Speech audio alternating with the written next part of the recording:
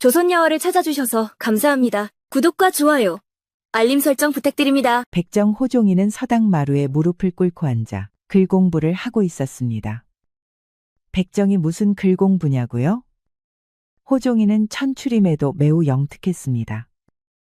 이를 눈여겨본 서당 훈장, 김학봉이 호종이를 거두어 글 공부를 시켰지요. 김훈장은 수염을 쓸며 호종이를 기특하게 바라보았습니다. 호종아, 오늘도 해가 뜨기 전부터 와 있었구나. 스승님, 이제 서채은 닳도록 읽었습니다. 다음 가르침을 받고 싶습니다. 너는 내가 가진 모든 책을 다 읽어버렸다. 하여 내가 알려줄 수 있는 모든 것은 다 배운 셈이다. 호종이의 얼굴이 어두워졌습니다. 그는 바닥에 놓인 책을 손가락으로 쓸며 한숨을 내쉬었지요. 주제 넘은 말인 것은 압니다만 이렇게 백날 책만 읽는 것은 어째 허무합니다. 과거 시험을 보고 싶습니다. 김훈장은 안타까운 표정으로 고개를 저었습니다. 그의 눈에는 제자를 향한 연민이 깃들어 있었지요. 너의 재능은 하늘이 내린 것이나 세상의 벽은 높고 두텁도다. 소가 글을 읽으려 한다고 비웃으시는 것이옵니까? 아니다. 너는 내가 가르친 제자 중 가장 뛰어나다. 다만 이 세상이, 이 나라가 너를 인정하지 못할 것이다. 방만한 양반들이 오직 가문과 권력으로만 민초들 위에 앉아 세상을 호령하니 이 어찌 공평한 세상이라 할 수 있습니까? 김훈장은 조용히 일어나 호종이의 어깨를 토닥였습니다. 내일 해 뜨기 전에 다시 오거라. 들려줄 이야기가 있다. 동이 트기 전 호종이는 서당에 도착했습니다. 마당에는 아직 새벽 안개가 걷히지 않았고 나무 잎에 맺힌 이슬이 영롱하게 빛났지요. 때마침 김훈장이 작은 나무 상자를 들고 나타났습니다. 오래 기다렸느냐? 이리 앉거라. 스승님, 어제 말씀하신 이야기가 무엇이옵니까? 김훈장은 천천히 나무 상자를 열었습니다. 그 안에는 낡은 비단 주머니와 오래된 편지 한 장이 들어 있었지요. 내가 네 나이였을 때의 이야기를 들려주마. 나도 한때는 꿈이 있었다. 김훈장은 편지를 조심스레 펼쳤습니다. 종이는 오랜 세월에 누렇게 변색되었으나 그 위에 글씨는 여전히 선명했지요. 젊은 시절 양반가의 교수를 사랑했느니라. 스승님께서요? 내게도 젊은 혈기가 있었단다. 허나 나 또한 몰락한 양반 가문 출신 여인네는 고관의 여식이었다. 우리의 사랑은 꽃도 피우기 전에 시들어 버렸지. 호종이는 스승의 얼굴에서 지나간 세월의 아픔을 읽었습니다. 이렇듯 세상과 맞서는 것은 결코 쉬운 일이 아니다. 포기하라는 말씀이십니까? 아니다. 반대다. 나는 호종이 너를 응원한다. 고로 그 어떠한 고난이 있더라도 이겨내라는 의미로 이 이야기를 전달한다. 김훈장은 비단 주머니에서 작은 편지를 꺼내 호종에게 건넸습니다. 그리고 이건 내 족보 일부다. 호종아, 나는 너를 내 양자로 삼고 족보에 올렸다. 이 천한 신분의 굴레를 벗겨줄 수 있는, 내가 너에게 줄 수 있는 유일한 방편이다. 호종이는 놀라움과 감격이 뒤섞인 표정으로 족보를 받았습니다. 스승님, 감히 제가 그런 자격이. 자격이라니? 학문은 신분을 가리지 않는다. 너는 그 누구보다 배우려 했고 이룰 자격이 있다. 한양에 박진사라는 이가 있다. 중인 출신이지만 학식이 높고 마음이 넓은 양반이다. 이 편지와 족보를 들고 그를 찾아가거라. 한양 말씀이십니까? 그분이 정말 저를 받아주실까요? 네 재능은 이곳에 묻히기엔 너무 아깝다. 신분을 숨기고 과거에 도전하거라. 박진사라면 도와줄 것이야. 호종이의 눈에 희망의 빛이 서서히 피어올랐습니다. 그는 스승의 손을 꼭 잡았지요. 스승님의 가르침을 잊지 않겠사옵니다. 반드시 성공하여 돌아오겠습니다. 이슬을 머금은 새벽녘. 호종이는 작은 괴나리 보찜을 메었습니다. 한양으로 떠날 준비를 마치고 부모님께 마지막 인사를 드리고 있었지요. 호종이의 어머니는 아들의 옷매무새를 정리하며 눈물을 참고 있었습니다. 멀고 험한 길이니 몸조심하거라. 그리고 아무리 천출일지라도 하늘 아래 부끄럼 없이 살아야 한다. 어머니, 걱정 마십시오. 스승님께서 주신 소개장이 있으니 한양에 도착하면 박진사님을 찾겠습니다. 호종이의 아버지는 작은 주머니를 꺼내 아들에게 건넸습니다. 얼마 안 되는 여비이지만 굶주릴 때 요긴하게 쓰거라. 내 재능이 묻히지 않기를 바란다. 김훈장은 마을 어귀에서 기다리고 있었습니다. 그는 호종에게 작은 책 한 권을 건넸지요. 이것은 내가 평생 모은 시문집이다. 한양에서 외롭고 힘들 때 읽어보거라. 스승님, 은혜 잊지 않겠습니다. 반드시 성공하여 돌아오겠습니다. 김훈장은 제자의 어깨를 꼭 잡았습니다. 그의 눈에는 깊은 애정과 걱정이 서려 있었지요. 진정한 학자는 마음의 자유를 잃지 않는 법이니라. 내 출신을 부끄러워하지 말거라. 호종이는 깊이 고개를 숙여 인사했습니다.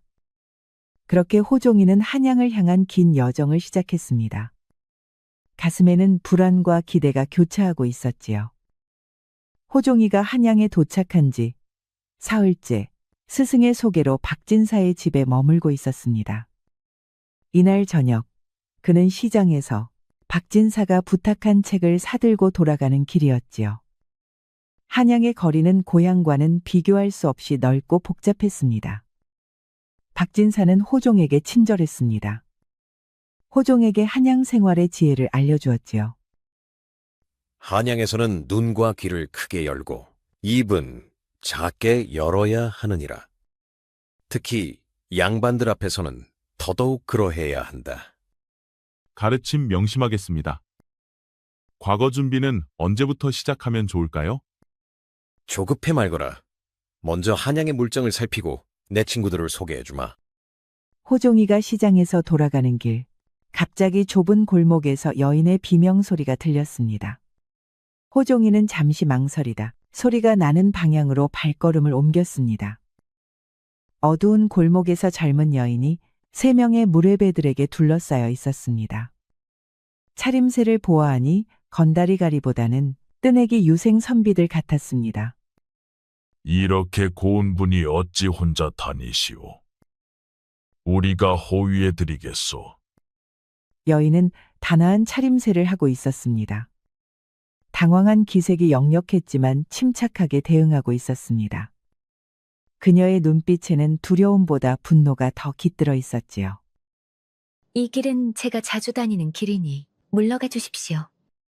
그렇지 않으면 소리를 지르겠습니다. 앙칼지구려. 더 마음에 드는구려. 내 아랫도리도 앙칼진데 맛이나 한번 보겠소. 호종이는 가슴이 뛰었습니다. 위험에 처한 여인을 그냥 지나칠 수 없었습니다. 그는 잠시 생각에 잠기다 기지를 발휘했습니다. 아이고 포졸나으리, 오늘 별일 없으셨습니까? 호종이의 외침에 무례배들이 놀라 주위를 둘러보았습니다.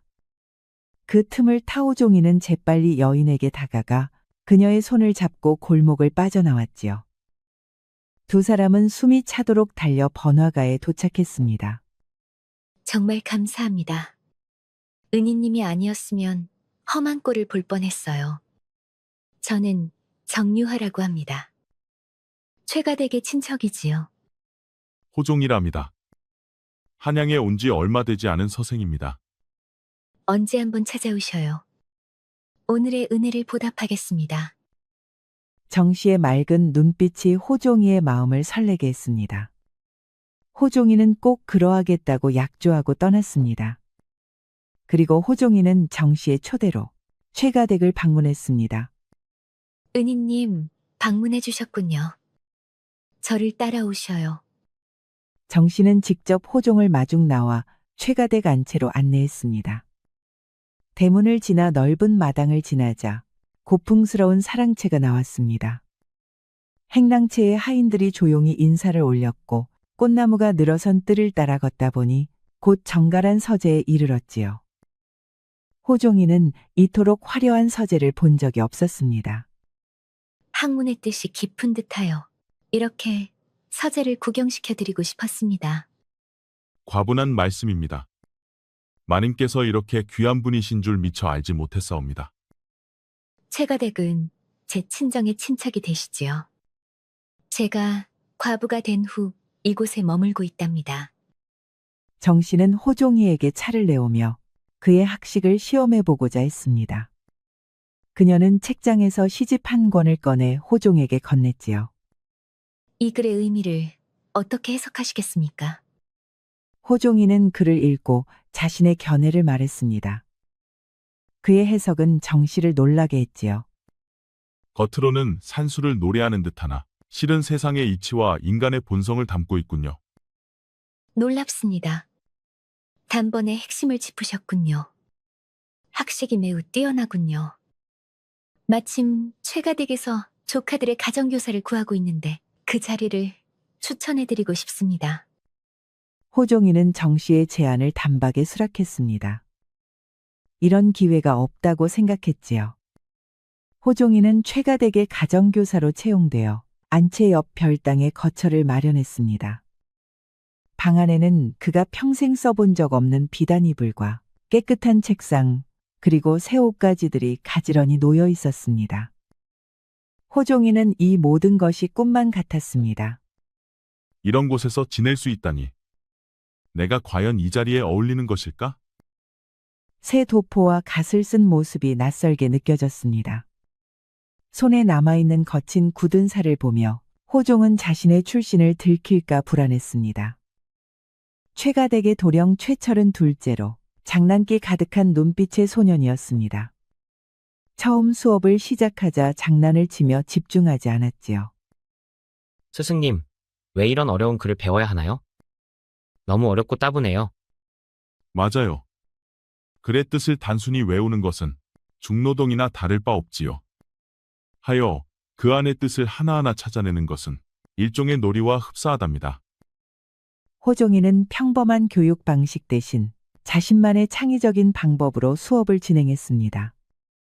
글자를 동물과 사물에 비유하여 설명하고 이야기 속에 교훈을 담아 관심을 끌었지요. 최도령은 그런 스승님의 가르침을 재미있어하며 열심히 공부했습니다. 수업이 끝난 후 호종이는 처음으로 하인들이 차려준 정갈한 식사를 받았습니다. 호종이는 떨리는 손으로 젓가락을 쥐어 식사를 시작했습니다. 허나 너무 긴장한 탓일까요? 생선을 먹다가 그만 가시가 목에 걸리고 말았습니다. 호종이가 캑캑거리자 하인들이 웃음을 참는 모습이 보였지요.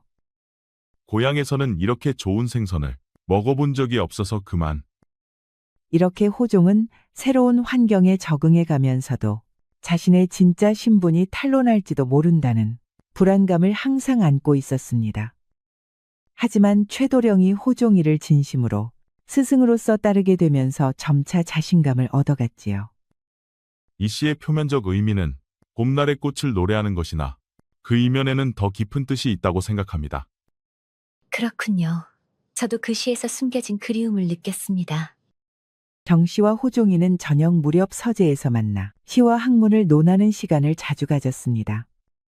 창밖으로 달빛이 스며들고 책상 위 등불이 그들의 얼굴을 은은하게 비추었지요. 이 시간은 두 사람에게 하루 중 가장 소중한 순간이 되어가고 있었습니다. 오늘은 제가 지은 시를 한 편 보여드리고 싶습니다. 정말인가요? 부디 들려주십시오. 창백한 달 아래 불 깨지는 매화여. 침묵 끝에 피어난 마음을 누가 먼저 말해야 옳을는지. 그대여, 시처럼 다가와 주오. 정씨의 시에는 금지된 사랑에 대한 은밀한 감정이 담겨 있었습니다. 호종이는 고개를 들어 정씨를 바라보았습니다. 시는 때로 우리가 직접 말하지 못하는 마음을 대신 전하기도 하지요. 마님의 시에 화답하는 시를 지어도 되겠습니까? 정씨는 미소로 답했고 호종이는 곧바로 시를 지었습니다. 고요한 등불 아래 비친 그대 눈빛에 말 못할 시름이 스미었으니 봄이 와도 피우지 못할 이 마음. 그댈 향해 고이 간직하리다. 아름다운 시입니다. 그대의 마음이 전해지는 듯하옵니다. 두 사람은 시를 통해 주고받는 마음은 점점 깊어졌습니다. 정씨는 조용히 미소 지었습니다. 호종이는 정씨의 눈빛에서 그 은근한 마음을 읽었지요. 이 시간이 제게는 하루 중 가장 소중한 순간입니다. 저 역시 그러합니다. 내일도 이 시간에 만나길 바라겠습니다. 가정교사를 시작하며 호종이에 대한 소문이 점점 퍼져나갔습니다. 최가댁 막내 도령이 새로운 스승을 만나고 난 후부터 글 공부를 놀이처럼 즐기며 눈에 띄게 발전했기 때문입니다. 하여 호종이는 최가댁 장손의 친구인 양반 김선비의 초대를 받아 서재를 방문했습니다. 김선비는 호종이의 재능에 깊은 감명을 받아 자신의 문인 모임에 초대했지요. 호종 선생의 시를 읽고 크게 감동받았소. 그런 깊은 감성은 어디서 오는 것인지 궁금하오. 과찬이십니다. 좋게 봐주셔서 감사합니다. 김선비의 서재에는 여러 양반들이 모여 앉아 있었습니다. 호종이는 처음에는 긴장했지만 대화가 깊어질수록 자신감을 얻었습니다. 한 양반이 어려운 경전 구절에 대해 질문했을 때 다른 이들이 머뭇거리는 사이 호종이가 명쾌한 해석을 내놓았습니다. 방 안에 잠시 침묵이 흘렀지요. 놀랍소. 그대의 해석은 내가 지금까지 들은 것 중 가장 명쾌하오. 어디서 수학하셨소? 어떤 스승님을 모셨길래 이런 통찰력을 갖게 되었소? 호종이는 순간 당황했지만 김학봉 훈장의 가르침을 떠올리며 침착하게 대답했습니다. 고향의 훈장님께 가르침을 받았습니다. 또한 스스로 책을 읽고 생각하는 것을 즐겼습니다. 대단한 스승님을 두셨구려. 나도 시골에나 내려가야겠구려. 호종이는 양반들과 같이 웃음을 터뜨렸습니다. 허나 여전히 마음 한편에는 불안이 자리했습니다. 이렇게 교류가 깊어질수록 신분 발각의 위험도 커졌고 정씨와의 관계 역시 더 복잡해질 것이 분명했지요. 한여름 밤, 호종이는 책을 덮고 시원한 바람을 쐬기 위해 사랑채 밖으로 나왔습니다. 마루 끝에 앉아 바람을 쐬던 그는 무심코 안채 쪽을 바라보았습니다. 그때였습니다. 바람에 살짝 열린 창문 틈 너머로 은은한 등불빛과 물소리가 새어나왔습니다. 소리가 나는 방향은 안채의 욕실 부근이었습니다. 호종이는 등을 돌리려 했지만 그 틈 사이로 잠시 스쳐 보인 정씨의 모습의 걸음을 멈추고 말았지요. 목욕방 안쪽은 등불 하나로 희미하게 밝혀져 있었고 반쯤 거친 창문 너머로 정씨의 희미한 형체가 어렴풋이 비쳤습니다. 목욕을 마친 듯 정씨는 머리를 풀고 젖은 수건으로 어깨를 감싸고 있었고 그녀의 모습은 분명히 노출되지 않았으나 흩어진 머릿결과 매무새 사이로 풍기는 분위기는 호종의 마음을 뒤흔들기에 충분했지요. 이것은 옳지 않다. 호종이는 자신의 행동에 부끄러움을 느끼고 급히 돌아섰습니다. 호종이는 방으로 돌아와 뜨거운 얼굴을 손으로 감쌌습니다. 마음은 혼란스러웠고 정씨의 모습이 자꾸만 떠올랐지요. 이런 감정을 품어서는 안 되는 것을. 그녀는 진짜 양반이고 나는 천안백정 출신이다. 다음 날 아침, 호종이는 평소와 같이 서재에서 정씨와 만났습니다. 그러나 그는 어젯밤 일을 떠올리며 어색하게 행동할 수밖에 없었지요. 눈길은 자꾸 아래로 향했고 손은 책장을 넘기며 떨리고 있었습니다. 선비님, 오늘은 안색이 좋지 않으신 듯합니다. 어디 편찮으신 곳이라도 있으신지요? 아닙니다. 어젯밤 더위 때문에 잠을 이루지 못했을 뿐입니다. 그러셨군요. 저도 어젯밤 더위를 식히러 한밤에 목욕을 했지요. 정 씨의 말에 호종의 얼굴이 붉어졌습니다. 그는 급히 책을 들여다보며 표정을 감추었지요. 정 씨는 그의 반응을 유심히 살피며 미소를 지었습니다. 무슨 일이 있었나요? 왜 그리 당황하시는 것입니까? 아닙니다. 그저 이 책의 내용이 어려워서 그렇습니다. 정 씨는 의미심장한 미소를 지으며 호종이를 바라보았습니다. 그녀의 눈빛에는 알 수 없는 깊이가 있었지요. 호종이는 그 시선을 마주하기가 어려웠습니다. 그날 오후 박진사의 부탁으로 정 씨는 장터에 볼 일이 있어 나섰고 호종이는 길잡이를 자처해 동행하였습니다. 두 사람은 간간히 이야기를 나누며 조용히 웃음도 섞었지요. 정 씨의 말에 호종이의 얼굴이 붉어졌습니다. 그는 급히 시선을 돌려 표정을 감추었고 정 씨는 그의 반응을 유심히 살피며 미소를 지었습니다. 무슨 일이 있었나요? 왜 그리 당황하시는 것입니까? 아닙니다. 그저 이 길이 참 낯설어서요. 정 씨는 의미심장한 미소를 지으며 호종이를 바라보았습니다. 그녀의 눈빛에는 알 수 없는 깊이가 있었지요. 호종이는 그 시선을 마주하기가 어려웠습니다. 돌아오는 길, 막던 하늘이 급속히 어두워지더니 갑작스러운 폭우가 두 사람을 덮쳤습니다.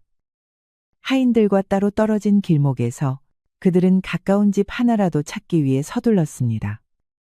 저기, 저 언덕 아래 폐가가 보입니다. 마님, 발 조심하십시오. 이쪽으로 가시지요. 폐가는 오래되었지만 지붕은 멀쩡했습니다. 안으로 들어서자 곰팡내가 희미하게 났고 벽에 세워진 장작더미와 먼지 쌓인 찬장이 남아 있었습니다. 호종이는 마른 장작을 골라 불을 피웠습니다. 두 사람은 각자 한쪽 벽을 등에 기대 앉았습니다. 젖은 옷이 등에 들러붙었고 촉촉한 공기가 피부를 파고들었지요. 침묵이 길어질 즈음 정 씨가 조용히 입을 열었습니다. 선생님, 제게 당신의 이야기를 들려주시겠습니까? 진짜 당신에 대해서요. 제 이야기라면 이미 알고 계신 대로입니다. 아니요. 당신이 백정 출신이라는 사실을 포함한 진짜 이야기 말입니다. 호종이의 얼굴이 창백해졌습니다. 손끝이 떨리고 장작불이 희미하게 그의 떨림을 비췄습니다. 그녀는 그런 호종을 조용히 바라보고 있었습니다. 어떻게 아셨습니까? 처음 만났을 때부터 눈치챘어요. 손에 남은 굳은 살, 양반들 앞에서의 조심스러움, 그리고 무엇보다 당신의 눈빛이 평범한 선비의 것이 아니었습니다. 호종이는 오랜 침묵 끝에 입을 열었습니다. 그는 이제 모든 것이 끝났다고 생각했지요. 허나 정 씨의 눈엔 경멸도 놀람도 없었습니다. 그녀의 눈에는 오히려 따뜻함과 연민이 깃들어 있었지요. 그렇다면 왜 저를 고발하지 않으셨습니까? 당신의 재능과 인품은 신분을 넘어서는 것이었어요. 그리고 점점 당신에게 마음이 끌렸습니다. 정 씨는 조심스럽게 다가와 그의 손을 잡았습니다. 그녀의 손끝은 따뜻했고 호종이의 숨결은 그 순간 깊어졌습니다. 저도 당신께 고백할 것이 있어요. 저는 남편을 사랑하지 않았던 과부입니다. 18배 혼인했고 20해가 되기 전 과부가 되었지요. 저도 이 사회가 씌운 족쇄 속에 갇혀 살아온 몸입니다. 저는 당신을 처음 배웠을 때부터 가슴이 떨렸습니다. 하지만 우리 사이엔 넘을 수 없는 벽이 있다고 생각했지요. 그 벽은 세상이 만든 것이기도 하지만 무엇보다 우리가 스스로 만든 것일지도 모르죠. 진정한 마음은 그 벽을 넘게 합니다. 폭풍우가 잦아들고 새벽이 밝아오기 시작했습니다. 호종이와 정 씨는 밤새 서로의 진심을 나누었습니다. 앞으로 어떻게 해야 할지 두렵습니다. 하지만 당신과 함께라면 그 두려움도 이겨낼 수 있을 것 같습니다. 우리 함께 길을 찾아봅시다. 이 폭풍이 지나간 것처럼 우리 앞에 어려움도 언젠가는 지나갈 테니까요. 호종이는 최가댁 장손 최상현 선비의 서재를 찾았습니다. 마음은 불안했지만 표정은 담담하게 유지했지요. 서재 문을 열자 최선비는 창가에 서서 그를 기다리고 있었습니다. 들어오게, 호종 선생. 자네와 중요한 이야기를 나눌 것이 있네. 부르셨습니까? 무슨 일로 저를 찾으셨는지요? 최선비는 천천히 호종에게 다가와 그를 위아래로 훑어보았습니다. 그의 입가에는 미묘한 미소가 맴돌았지요. 호종 선생, 자네가 백정 출신이라는 사실을 알고 있네. 호종이의 얼굴이 창백해졌습니다. 그의 손이 미세하게 떨리기 시작했지요. 최선비는 그의 반응을 즐기듯 천천히 주변을 거닐었습니다. 놀라지 말게. 내가 자네를 당장 고발할 생각은 없어. 오히려 제안이 있네. 어떤 제안이십니까? 다음 달에 있을 과거 시험에 나를 대신해 응시해주게. 자네의 실력이라면 충분히 합격할 테니. 호종이는 충격을 감추지 못했습니다. 과거 시험 대리 응시는 엄중한 처벌을 받는 중대한 범죄였지요. 내가 합격하면 자네에게 큰 보상을 하지. 그리고 자네의 비밀도 지켜주겠네. 물론 정 씨와의 관계도 눈 감아주고. 정 씨와의 관계라니 무슨 말씀을? 모든 것을 알고 있네. 천한 백정놈이 양반가의 과부와 눈이 맞았다? 이 얼마나 가소로운 일인가. 최선비의 말에 호종의 눈빛이 변했습니다. 분노와 두려움이 교차했지요. 주먹을 꽉 쥐었지만 아직 자제력을 잃지 않았습니다. 만약 제가 거절한다면 어찌하시겠습니까? 그렇다면 모든 것을 폭로하지. 자네는 백정 신분을 속인 죄로 처벌받을 것이고 정 씨는 가문의 수치로 낙인 찍혀 평생 고통 속에 살게 될 걸세. 호종이는 깊은 고뇌에 빠졌습니다. 최선비의 협박 분노했지만 지금까지 쌓아온 모든 것을 잃을지도 모른다는 두려움에 즉각 거절하지 못했지요. 내일까지 답을 기다리겠네. 현명한 선택을 하기 바라네, 백정 선생. 호종이는 무거운 발걸음으로 서재를 나왔습니다. 그의 마음은 폭풍우 치는 바다처럼 요동쳤습니다. 호종이는 정 씨의 거처로 급히 찾아갔습니다. 그의 얼굴은 창백했고 눈에는 불안과 결의가 교차하고 있었지요. 정 씨는 호종이의 상태를 보고 즉시 무슨 일이 있었는지 직감했습니다. 무슨 일이 있었나요? 얼굴이 너무 창백하십니다. 최선비가 모든 것을 알고 있습니다. 제 신분도 우리의 관계도. 호종이는 최선비와의 대화를 모두 털어놓았습니다.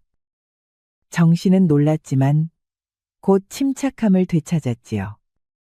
그녀는 생각에 잠겼다가 갑자기 일어섰습니다. 최선비는 이미 관아의 고발 준비를 마쳤다고 합니다. 그는 처음부터 당신을 함정에 빠뜨릴 계획이었어요. 호종이와 정 씨는 즉시 탈출 계획을 세웠습니다. 시간이 얼마 남지 않았기에 그들은 빠르게 행동해야 했지요. 제가 최선비를 만나 시험대리 응시를 수락하는 척하겠습니다. 저는 최선비의 서재에 숨어들어 비리 증거를 찾겠어요. 최선비가 관직 매매와 세금 횡령을 했다는 소문이 있었거든요. 호종이는 잠시 망설였지만 정 씨의 단호한 눈빛에 동의했습니다. 그들은 서로를 꼭 안았습니다. 이것이 마지막 포옹이 될지도 모른다는 두려움이 있었지요. 그날 밤 계획이 실행되었습니다. 호종이는 최선비를 만나러 갔고 정 씨는 하녀의 도움을 받아 최선비의 방으로 몰래 들어갔지요. 그녀는 서랍 깊숙한 곳에서 관직 매매와 세금 횡령 관련 비리 중자를 찾아냈습니다. 한편 호종은 기지를 발휘해 최선비와의 대화를 길게 끌었습니다. 그는 마치 진지하게 고민하는 척하며 시간을 벌었지요. 대리응 씨는 중대한 결정이니 조건을 더 논의해야 할 것 같습니다. 조건? 내 놈이 조건을 말할 처지가 되나? 호종이는 최상현의 분노를 자극해 주의를 분산시켰습니다. 그 사이 정 씨는 문서를 품에 안고 약속된 장소로 이동했지요. 호종이도 적절한 때를 노려 최선비를 따돌리고 정 씨와 합류했습니다. 정 씨와 호종은 폐가에서 돌아온 그날 밤 최가댁 하인의 눈에 띄고 말았습니다. 누군가 몰래 두 사람을 뒤쫓고 있었던 것이지요. 다음 날 최가댁에서는 정 씨의 외출에 대한 의심이 커졌고 정 씨의 사촌 오라비인 최선비는 노기를 감추지 못했습니다. 정 씨를 몰아붙이며 진상을 캐묻던 그는 결국 그녀 입에서 호종의 이름이 흘러나오는 순간 얼굴빛이 싸늘하게 변했지요. 감히 천한 백정이. 그날 밤 박진사는 긴급히 소식을 전해 듣고 호종이와 정 씨를 몰래 숲으로 불러냈습니다. 달도 구름에 가려 숲은 짙은 어둠에 잠겨 있었습니다. 그곳에서 두 사람은 조용히 도착한 마차를 타고 황급히 한양 외곽으로 몸을 피했지요. 한양 외곽에 절로 가거라. 그곳에서 다음 지시를 기다리도록. 하지만 분노한 최선비는 호종이의 백정 신분을 공개적으로 폭로하고 관아에 신고했습니다. 이제 호종이는 죄인이 되어 한양 전체에서 수배되는 신세가 되었지요. 정 씨, 이제 돌이킬 수 없는 길을 걷게 되었습니다. 아직 늦지 않았으니 돌아가십시오. 아니요, 우리는 함께입니다. 이 증거로 최상현을 몰아낼 수 있어요. 희망을 잃지 마세요. 호종이와 정 씨는 한양 외곽에 작은 절에 몸을 숨긴 지 나흘째였습니다. 절의 스님은 박진사의 지인으로 두 사람을 묵묵히 돌봐주었지요. 이른 아침 호종이는 절마당에서 깊은 생각에 잠겨 있었습니다. 정 씨는 호종에게 다가와 그의 어깨에 손을 얹었습니다. 그녀의 얼굴은 피로했지만 눈빛만은 여전히 단호했지요. 무슨 생각을 그리 깊이 하고 계신 것입니까? 우리가 앞으로 어떻게 해야 할지 고민하고 있었소. 이대로 멀리 떠나야 할까요? 제가 몰래 모아둔 재산이 있어요.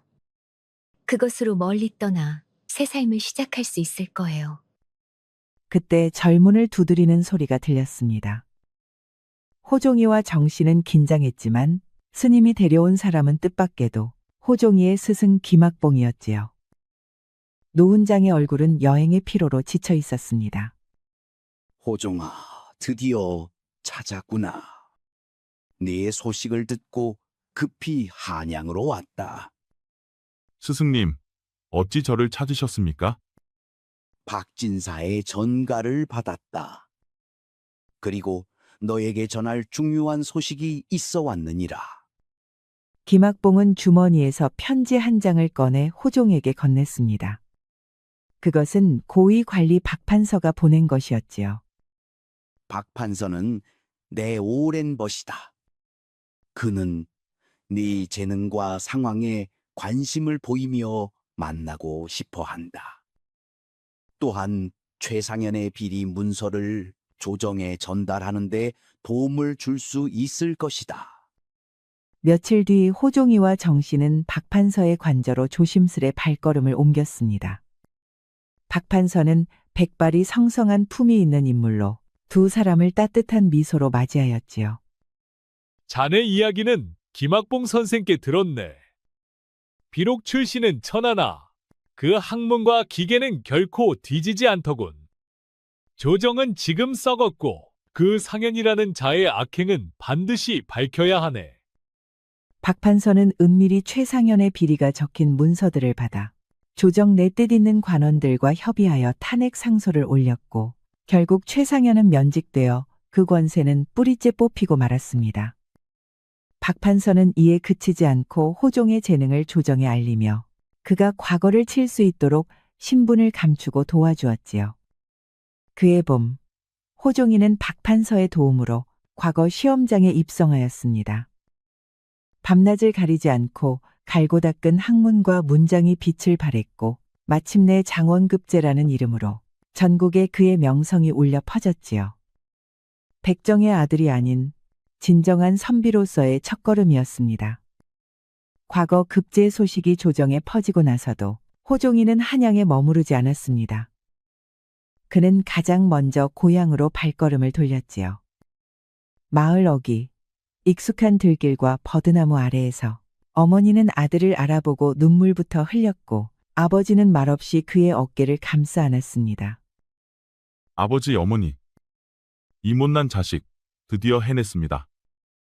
호종이는 오래전 마루에 무릎 꿇고 글을 읽던 그 서당을 찾았습니다. 그곳엔 여전히 김학봉 선생이 앉아 있었지요. 희끗해진 수염 아래 미소를 머금은 채 호종을 바라보았습니다. 드디어 너도 나를 뛰어넘는 제자가 되었구나. 다 선생님의 가르침 덕입니다. 이 은혜 평생 잊지 않겠습니다.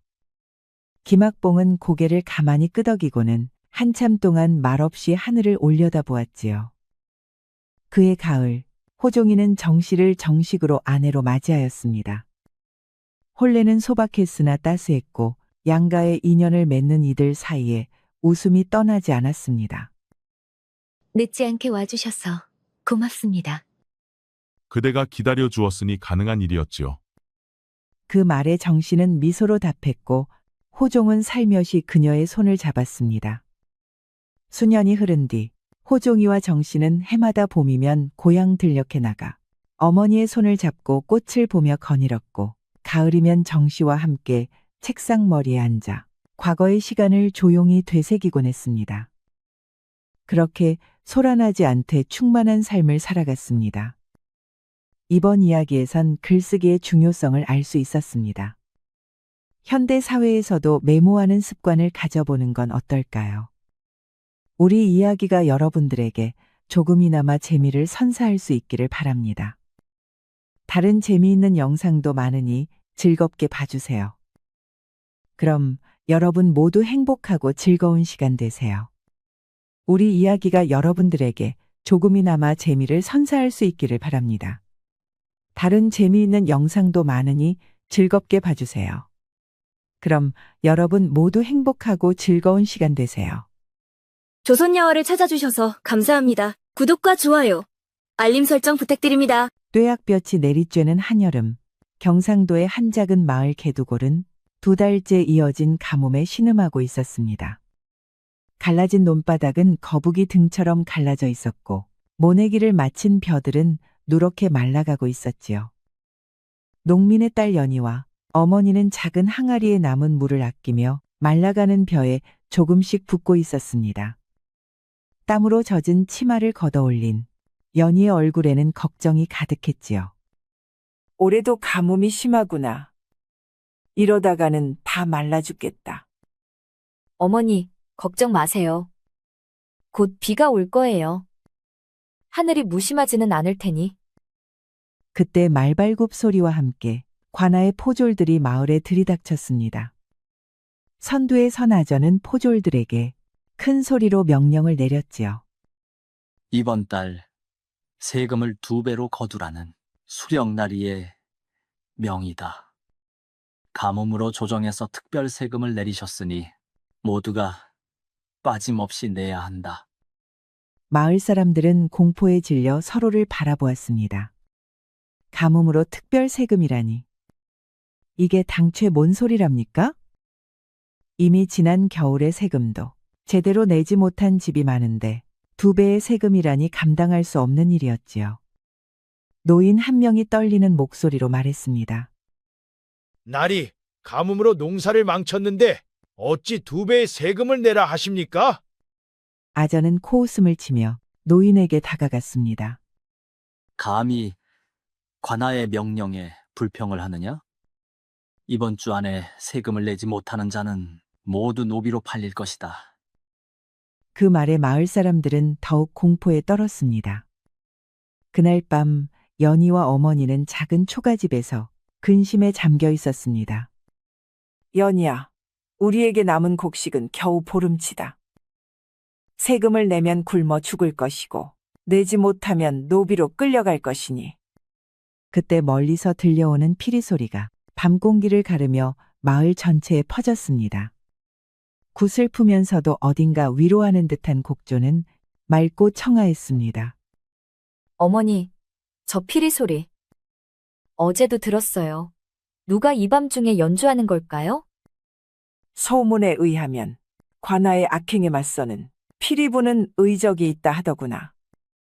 연희는 창밖을 바라보며 피리 소리에 귀를 기울였습니다. 며칠 뒤 날카로운 고함 소리가 마을을 깨웠습니다. 아전이 노인의 머리채를 잡아 끌며 마을 사람들 앞에서 본보기를 보이고 있었지요.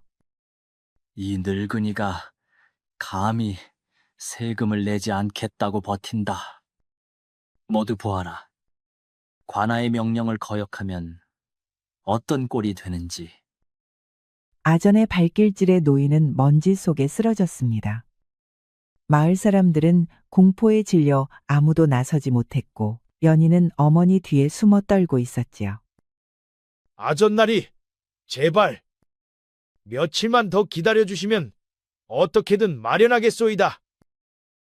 시간은 끝났다. 오늘 해질녘까지 세금을 내지 못하는 집은 모두 관아로 끌려갈 것이다. 그때였습니다.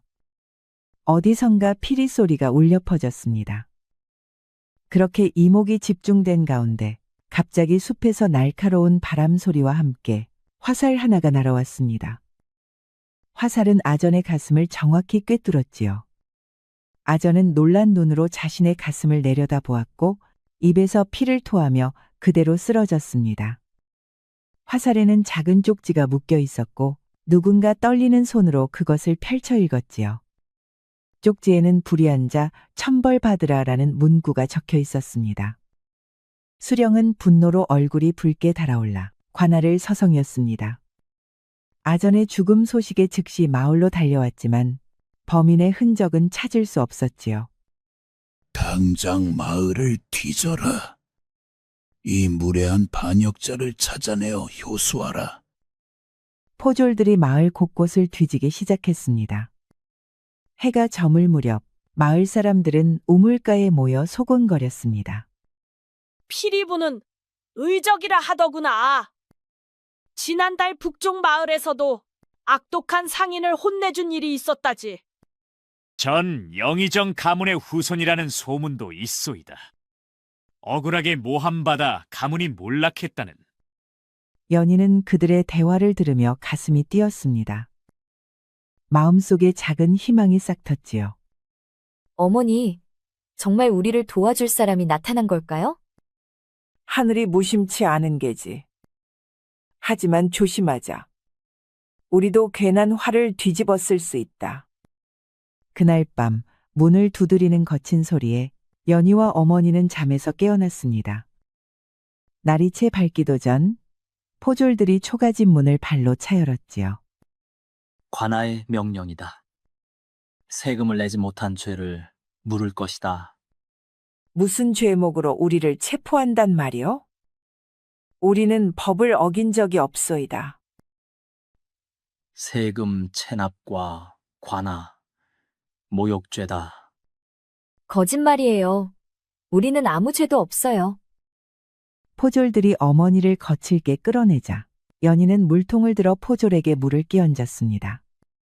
물에 젖은 포졸이 미끄러져 넘어지자 잠시 혼란이 일었지요. 포졸들은 연희와 어머니의 손목에 밧줄을 묶었습니다. 주변에 모인 마을 사람들은 두려움에 떨며 아무도 나서지 못했지요. 그렇게 어머니는 끌려갔습니다. 관아 마당에서는 수령이 위조된 문서를 들고 선언하고 있었습니다. 김씨 가족은 세금을 체납하고 관아를 모욕한 죄로 노비로 전락한다. 이 여인은 내일 남부지방으로 팔려갈 것이다.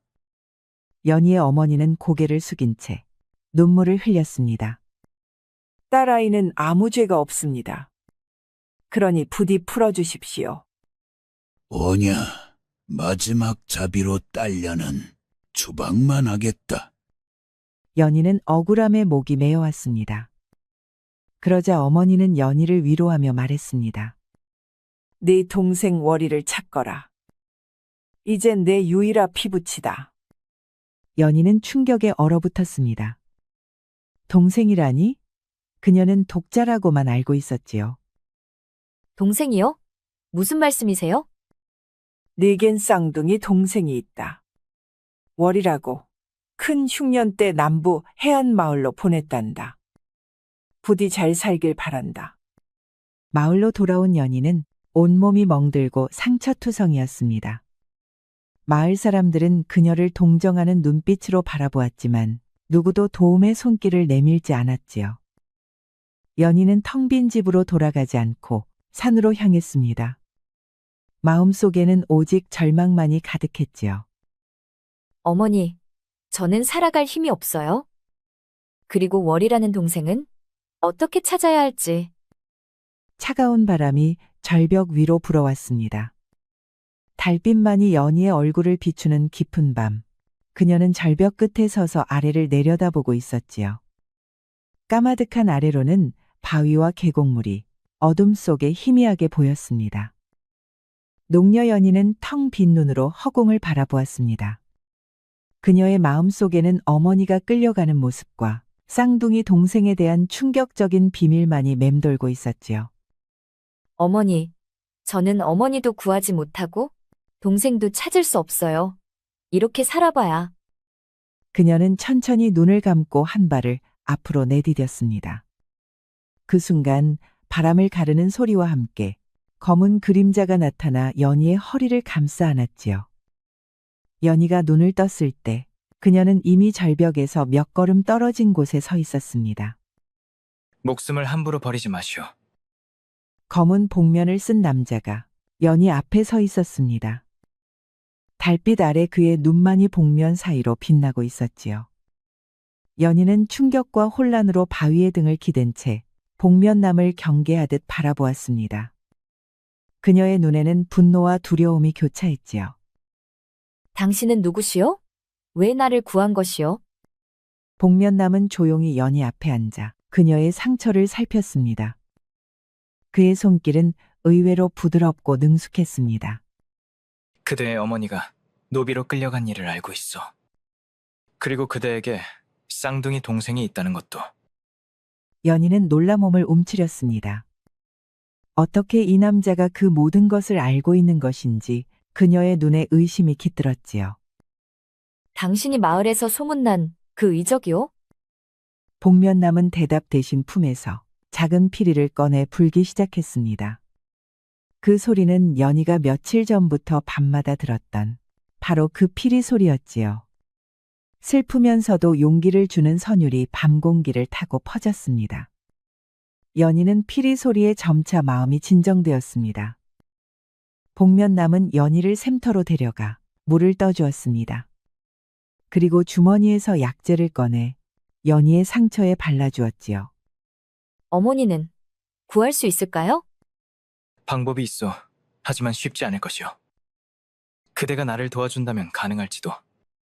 동이 틀 무렵 복면남은 연희에게 손을 내밀었습니다. 그의 눈에는 단호함과 함께 따뜻함이 어려 있었지요. 나를 따라오시오. 연희는 잠시 망설였습니다. 이 낯선 남자를 믿어도 될지, 그가 정말 어머니를 구할 수 있을지 확신할 수 없었지요. 하지만 그녀의 마음 한구석에는 작은 희망이 싹트고 있었습니다. 정말 어머니를 구할 수 있나요?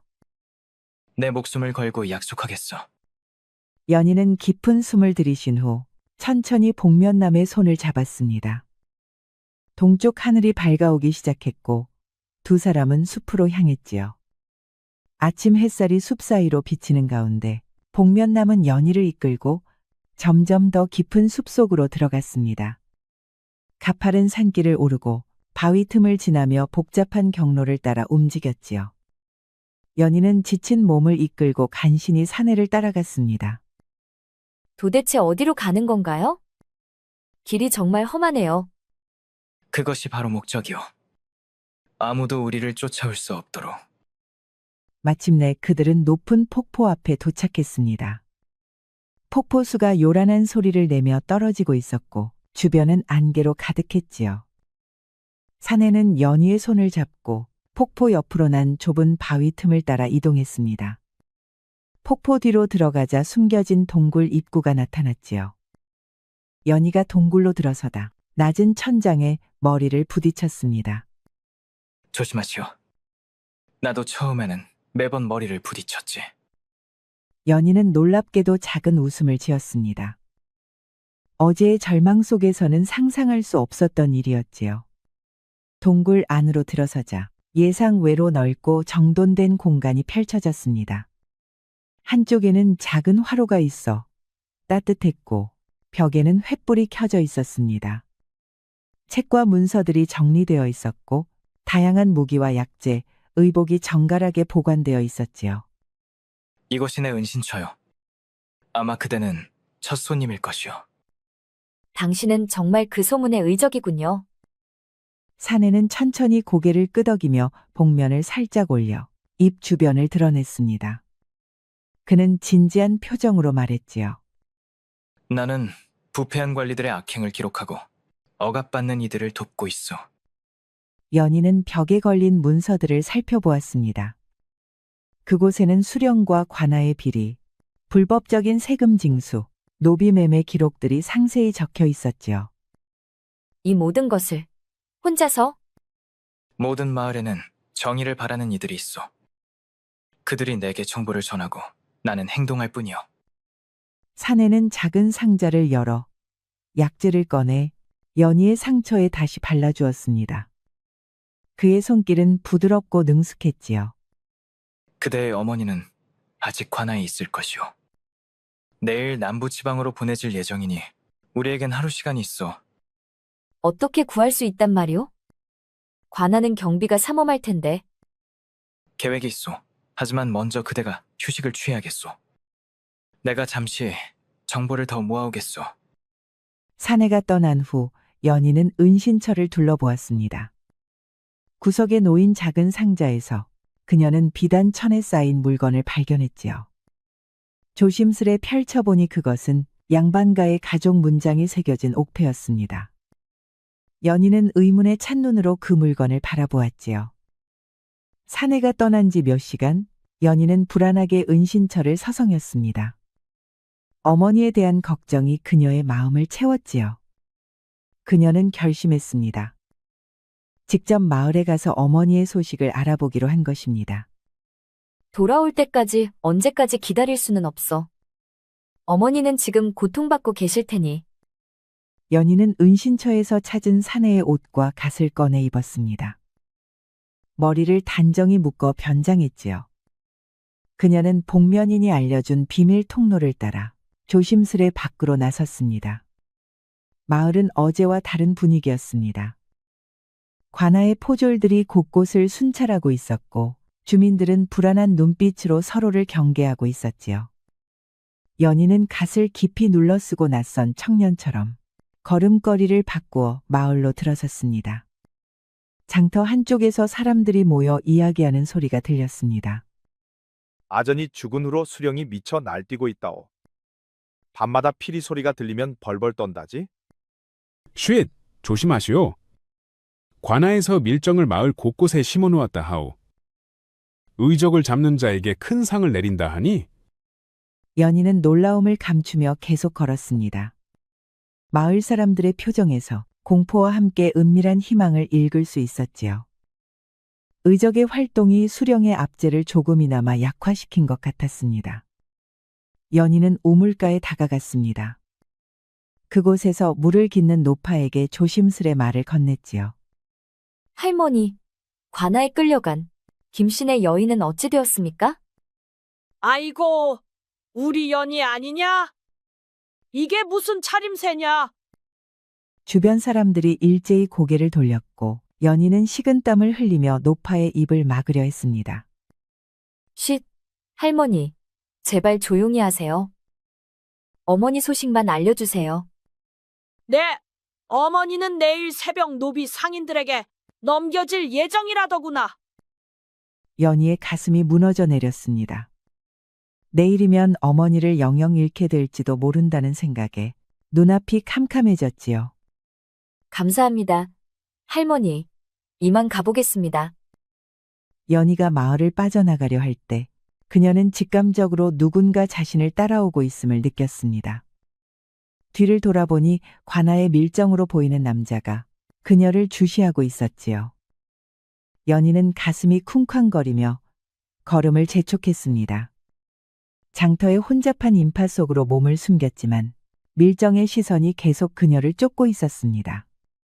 어서 돌아가야 해. 의정님에게 알려야 해.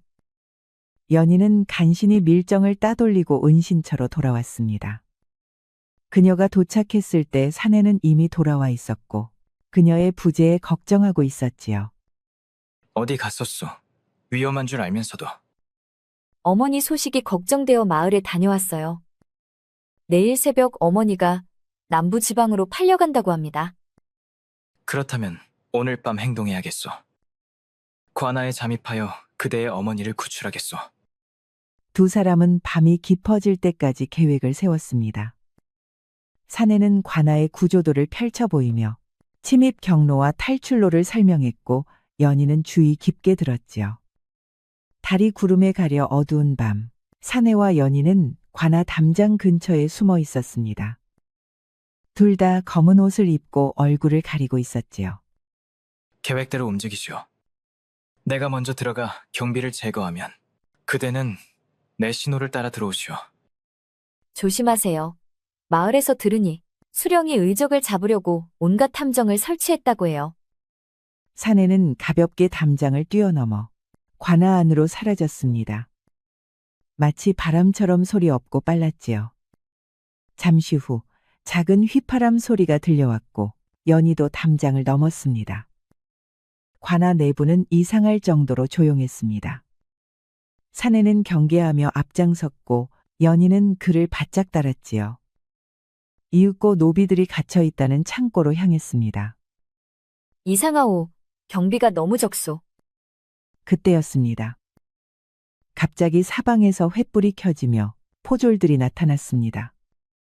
이미 매복하고 있었던 것이지요. 드디어 잡았도다. 이 망할 도적놈, 내 놈의 정체를 밝혀라. 사내는 순간적으로 연희를 뒤로 밀어 보호하며 검을 뽑아들었습니다. 그러나 너무 많은 포졸들에 둘러싸여 있었지요. 그 여자는 김신의 딸이로구나. 역시 내 예상대로 의적과 내통했어. 어머니는 어디 계십니까? 우리는 아무 죄도 없어요. 이미 떠났다. 너희를 유인하기 위한 거짓 정보였지. 연희는 충격에 빠졌습니다. 모든 것이 함정이었던 것입니다. 사내의 눈에 분노가 번쩍였지요.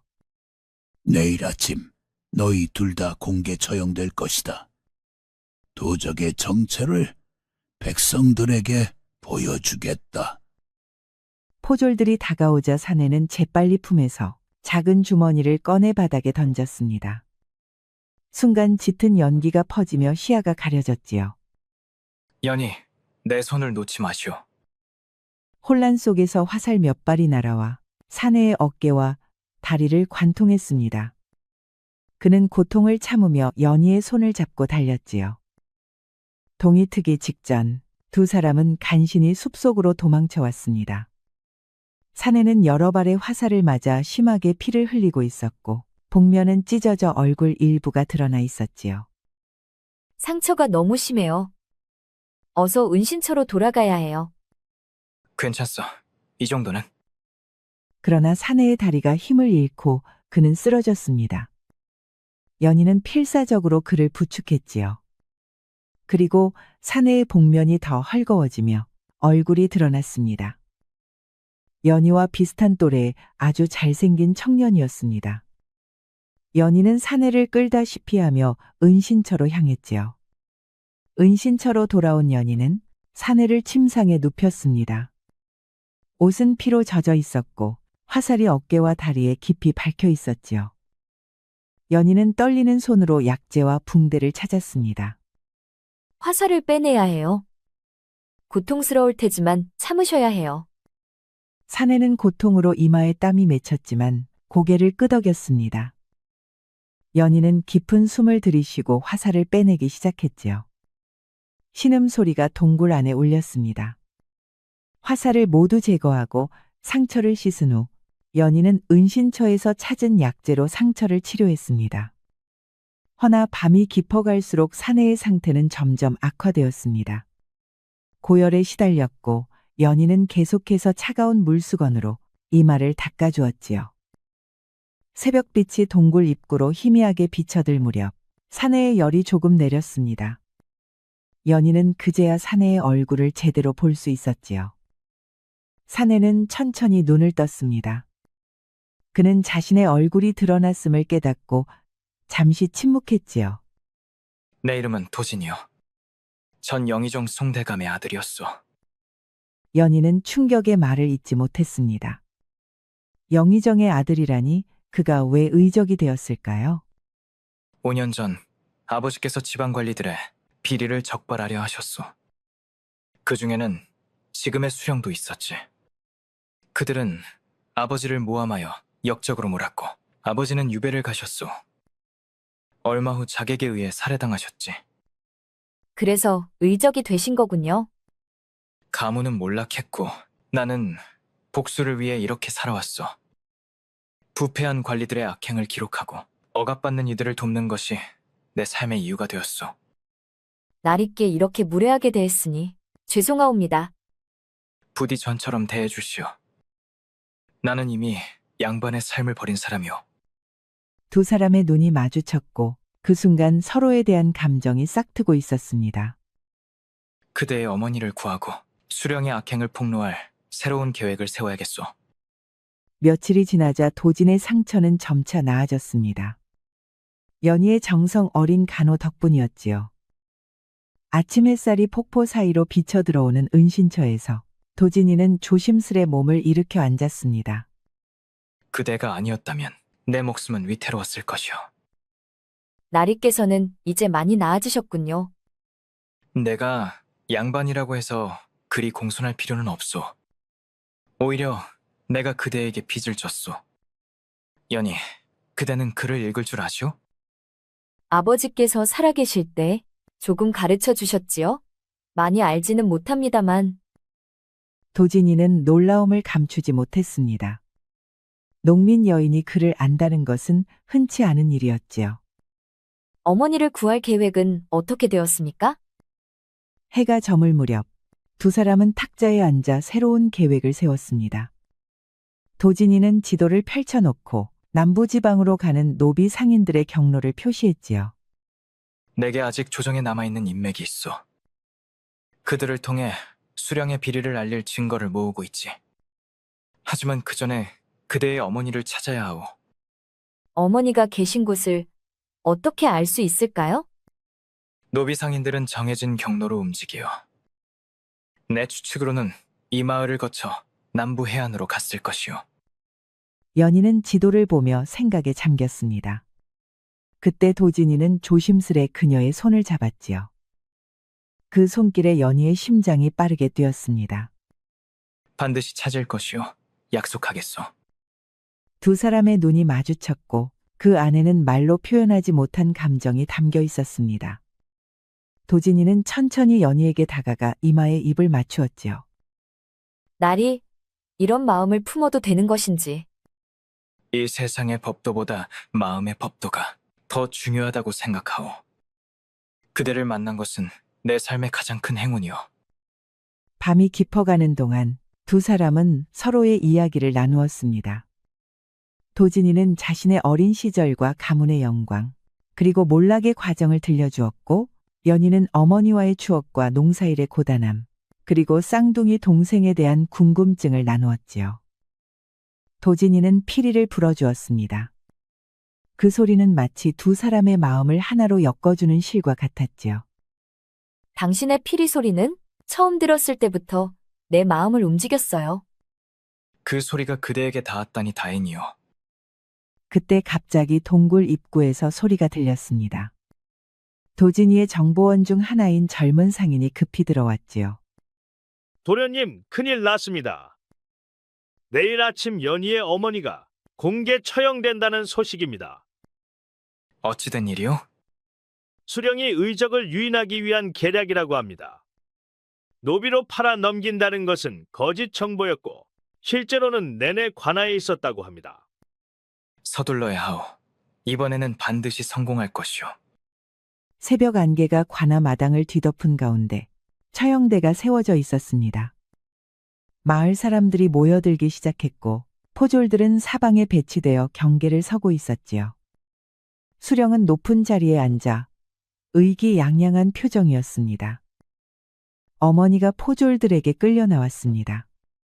그녀는 며칠간의 고문으로 초췌해진 모습이었습니다.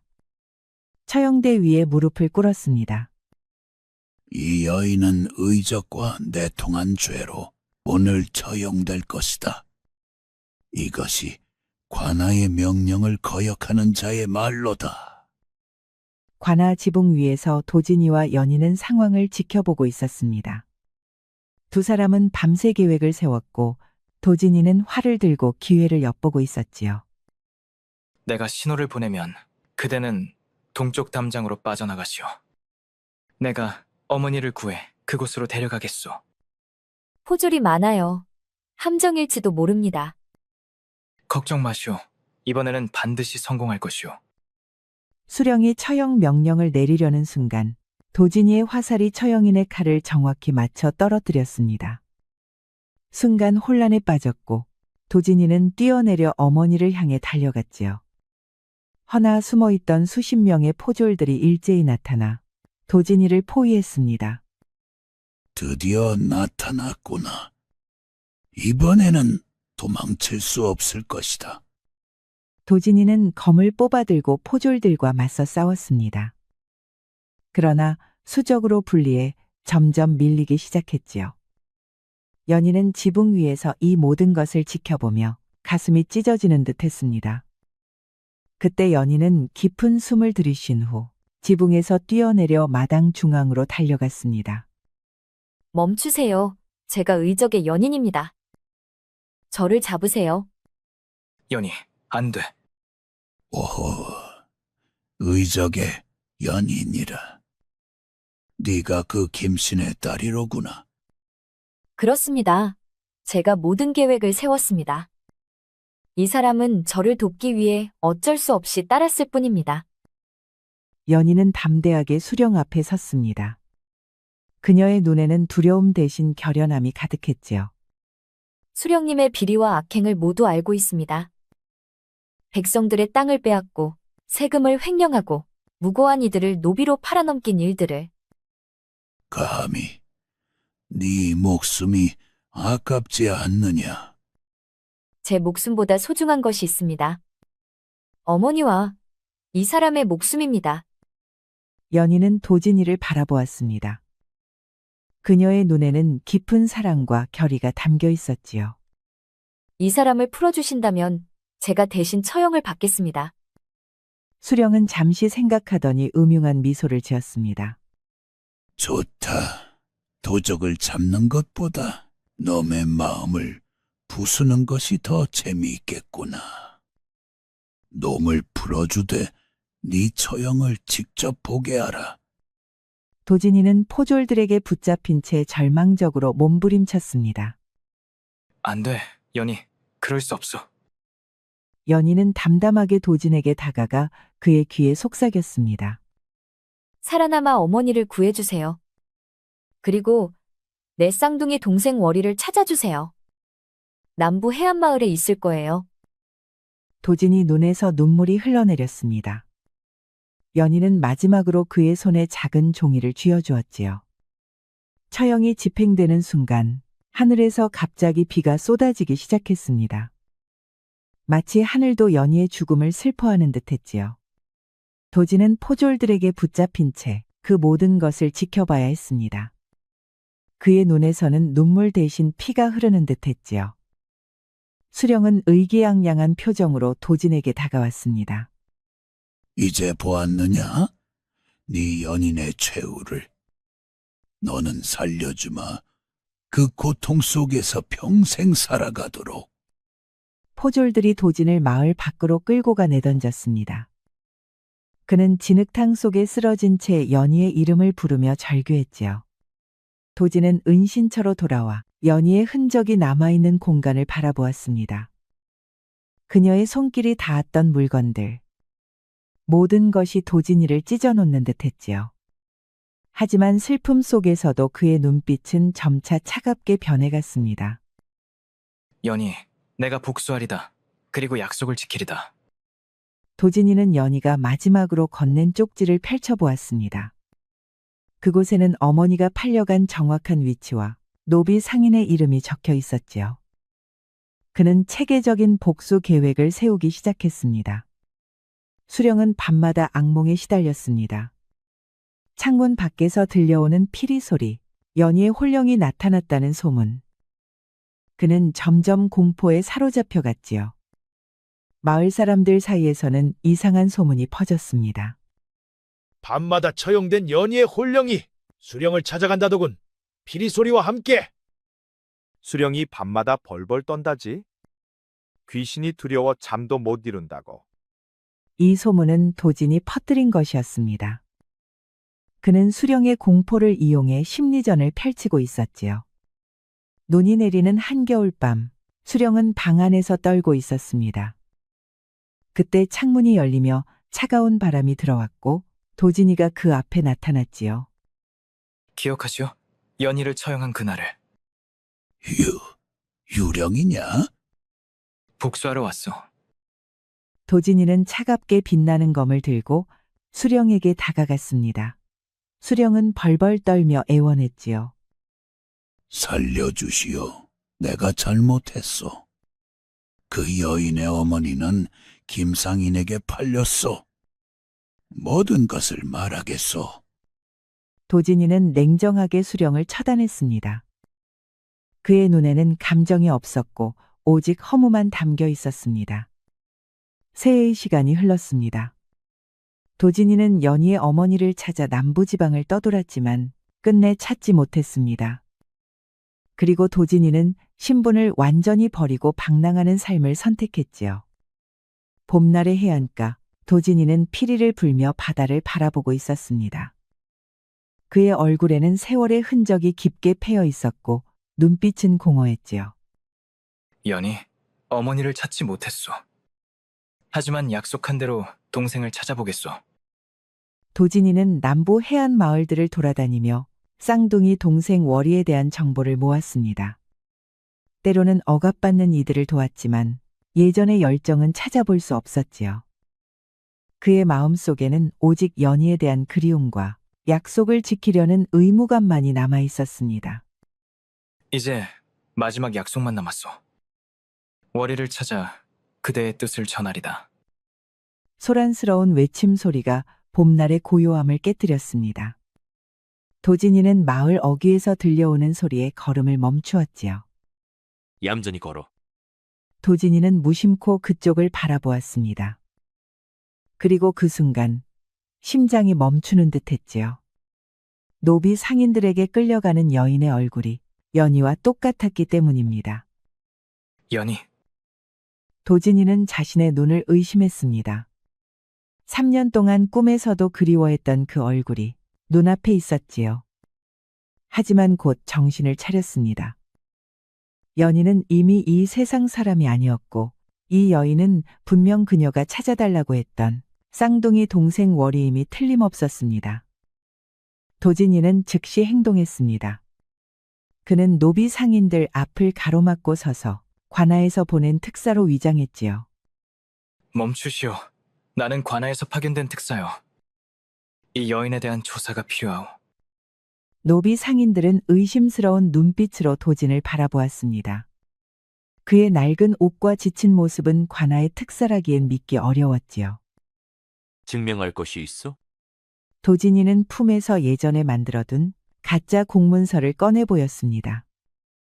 감의관의 특사를 모욕하느냐. 이 여인은 중요한 사건의 증인이니 즉시 풀어주지 않으면 큰 벌을 내리겠다. 노비 상인들은 잠시 망설이며 서로 눈치를 보았습니다. 도진이는 그 틈을 타 재빨리 월이의 밧줄을 풀어주었지요. 도진이는 월이를 데리고 마을에서 벗어났습니다. 안전한 거리에 이르자 그는 월이를 자세히 바라보았지요. 정말 연희와 똑같은 얼굴이었습니다. 다만 눈빛이 조금 더 여려 보였고 표정은 더 조용했지요. 그대의 이름이 월이가 맞소? 어떻게 제 이름을 아십니까? 도진이의 눈에 눈물이 고였습니다. 3년 동안 찾아 헤맨 끝에 마침내 연희의 마지막 부탁을 이룰 수 있게 된 것이지요. 그대의 쌍둥이 언니 연희를 아시오? 월이의 눈이 커졌습니다. 어린 시절의 희미한 기억 속에서 자신과 똑같이 생긴 아이를 떠올렸지요. 언니? 제게 쌍둥이 언니가 있었나요? 도진이는 깊은 숨을 들이쉬었습니다. 그는 월이에게 모든 이야기를 들려주어야 했지요. 연희와의 만남, 그녀의 희생, 그리고 약속. 긴 이야기요. 함께 걸으며 들려드리겠소. 봄날의 햇살이 두 사람의 여행길을 비추었습니다. 도진이와 월이는 며칠째 함께 길을 걸으며 이야기를 나누고 있었지요. 연희는 항상 직설적이고 열정적이었어. 그대는 더 조용하고 사려 깊은 것 같소. 양부모님께서 늘 생각한 후에 행동하라고 가르치셨어요. 그분들이 돌아가신 후 노비로 팔렸을 때도 저는 항상 상황을 먼저 살피는 습관이 있었지요. 도진이는 월이를 바라보며 연희의 모습을 찾으려 했지만 점점 그녀만의 독특한 개성을 발견하게 되었습니다. 같은 얼굴이지만 전혀 다른 영혼을 가진 사람이었지요.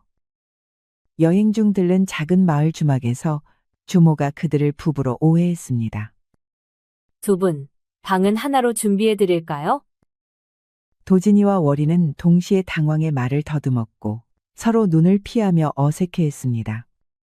잠시 후 두 사람은 동시에 웃음을 터뜨렸지요. 다음 날 그들이 머문 마을에서 지주와 소작농들 사이에 분쟁이 일어났습니다. 도진이는 과거처럼 무력으로 해결하려 했지만 월이는 다른 방식을 택했지요. 잠시만요. 제가 한번 이야기해 보겠습니다.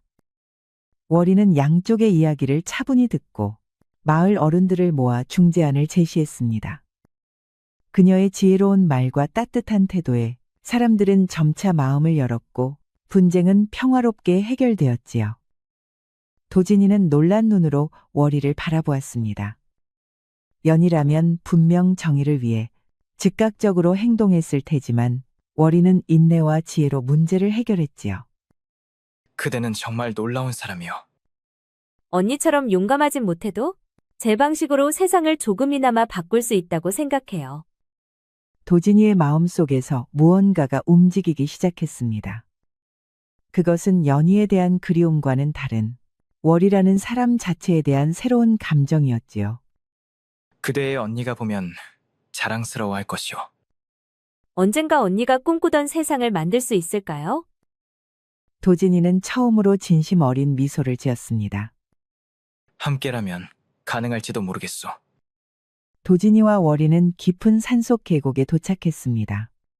맑은 물이 흐르고 비옥한 땅이 펼쳐진 이곳은 그들이 꿈꾸던 새로운 삶의 터전이었지요. 이곳이라면 누구의 눈도 피해 자유롭게 살 수 있을 것이오. 연희 언니와 도진님이 꿈꾸던 곳이군요. 이제 그 꿈을 이루어 볼 시간이에요. 처음에는 단둘뿐이었지만 도진이는 남은 재산과 인맥을 활용해 토지를 마련했고 월이는 주변 마을에서 억압받는 사람들을 모았습니다. 노비들, 과부들, 집 없는 아이들. 세상에서 버림받은 이들이 하나둘 모여들었지요. 가을이 깊어갈 무렵 계곡에는 작은 마을이 형성되었습니다. 초가집들이 들어서고 밭이 일구어졌으며 사람들의 웃음소리가 퍼졌지요. 이곳에는 신분의 구별이 없었고 모두가 평등하게 일하고 나누었습니다. 마을 사람들은 도진이와 월이를 존경했습니다. 그들은 함께 가뭄에도 견딜 수 있는 관계 설비를 개발하고 계절별 농사 방법을 연구했습니다. 새봄이 찾아온 어느 날 도진이는 마을 중앙에 작은 비석을 세웠습니다. 그 위에는 연희의 꿈이라는 글귀가 새겨져 있었지요. 그는 오랜만에 피리를 꺼내 불기 시작했습니다. 마을 아이들이 도진의 피리 소리를 따라하려다 엉뚱한 소리만 냈고 월이는 웃으며 아이들에게 말했습니다. 의적 선생님보다 더 잘한다? 아이들은 까르르 웃었고 도진이도 함께 웃었습니다. 얼굴에는 오랜만에 진정한 행복이 깃들어 있었지요. 월이는 비석 앞에 무릎을 꿇었습니다. 도진은 월이 곁에 서서 그녀의 어깨에 손을 얹었습니다. 두 사람의 눈에는 눈물이 맺혔지만 그것은 슬픔보다 성취감과 평온함의 눈물이었지요. 연희가 보고 있을 것이오. 네, 분명 미소 짓고 있을 거예요.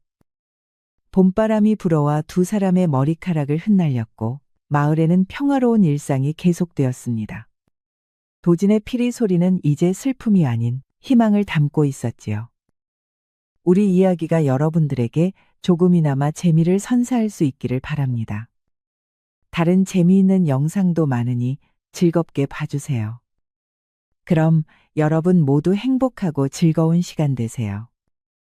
우리 이야기가 여러분들에게 조금이나마 재미를 선사할 수 있기를 바랍니다. 다른 재미있는 영상도 많으니 즐겁게 봐주세요. 그럼 여러분 모두 행복하고 즐거운 시간 되세요. 조선야월을 찾아주셔서 감사합니다. 구독과 좋아요, 알림 설정 부탁드립니다. 돌쇠는 더위에 땀을 뻘뻘 흘리며 물동이를 들고 우물가로 향했습니다. 천출인 돌쇠는 20여 년 평생 동안 일만 죽어라 했습니다. 그럼에도 항상 만면에 웃음을 띠며 활기가 넘쳤지요.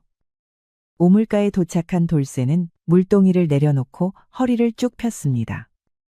잠시 하늘을 올려다보며 깊은 숨을 내쉬었지요. 아이고, 오늘따라 하늘도 높고 더위도 심하구나. 물 한 바가지 마시고 일을 해야겠다. 돌쇠는 두레박을 내려 물을 퍼올렸습니다. 바가지로 물을 떠 입에 가져가려는 찰나 저만치서 고함 섞인 목소리가 들렸습니다. 야, 이놈, 그 손 치우지 못할까? 돌쇠는 화들짝 놀라 돌아보았습니다.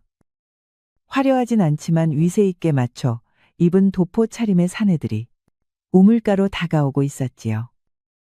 박한수 판서의 하인들이었습니다.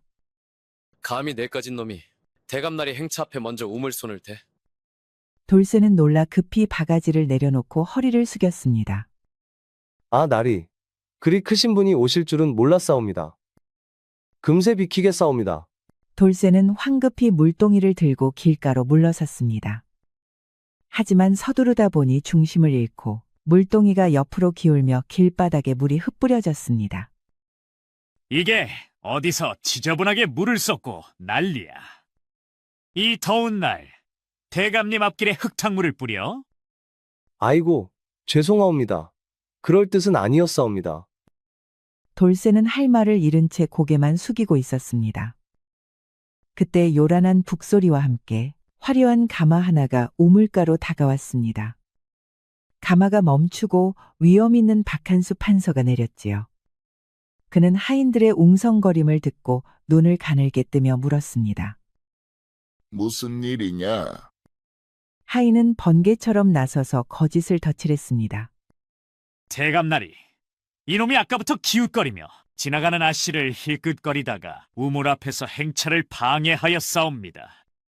돌쇠의 얼굴이 파래졌습니다. 그는 다급히 무릎을 꿇고 고개를 조아렸습니다. 아니옵니다. 대감나리.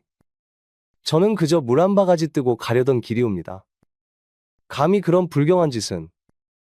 시끄럽다. 네 죄를 덮으려 말까지 보태느냐. 말이 끝나기 무섭게 박대감은 돌쇠를 거칠게 걷어찼습니다.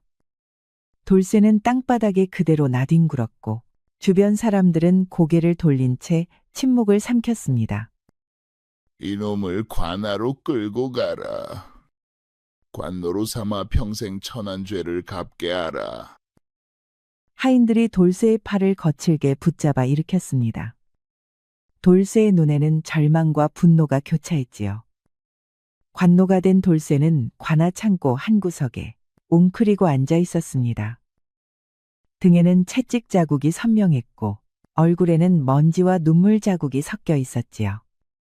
주변에는 그와 같은 처지의 관노들이 지친 모습으로 앉아 있었습니다. 새로운 놈, 어서 나와. 곡식 자루를 날러라. 돌쇠는 천천히 일어나 감독관 앞으로 나갔습니다. 그의 다리는 아직 떨리고 있었지요. 네, 알겠습니다요. 돌쇠는 무거운 곡식 자루를 들고 비틀거리며 걸었습니다. 계속되는 고된 노동에 온몸이 비명을 질렀지요. 그때 나이 지긋한 관노가 다가와 짐을 도와들었습니다. 이리 들게. 처음에는 누구나 힘들었네. 나는 덕칠이라 하네. 고맙습니다. 어르신, 저는 돌쇠라 하옵니다. 나는 덕칠이일세. 여기서 살아남으려면 세 가지를 알아야 하네. 감독관의 눈을 피하는 법, 배고픔을 참는 법, 그리고 웃음을 잃지 않는 법이지. 이 처지에 무슨 웃음이나 나오겠습니까? 그때 갑자기 감독관이 다가왔습니다. 무슨 잡담이냐? 더 빨리 움직이지 못할까? 죄송합니다요. 나으리. 돌쇠는 얼른 다시 짐을 들어 옮겼습니다. 밤이 깊어 모두 잠든 시간, 덕칠이는 돌쇠에게 작은 보리빵 조각을 건넸습니다. 그래도 무사히 하루를 넘겼구만. 그렇게 하루하루 넘기다 보면 희망이 보일 걸세. 살아남겠습니다요. 그리고 언젠가는 이 억울함을 풀고 말 것입니다. 관아 안채에서는 흥겨운 연애 소리가 새어나왔지만 마당에는 쓸쓸한 고요함만이 가득했습니다.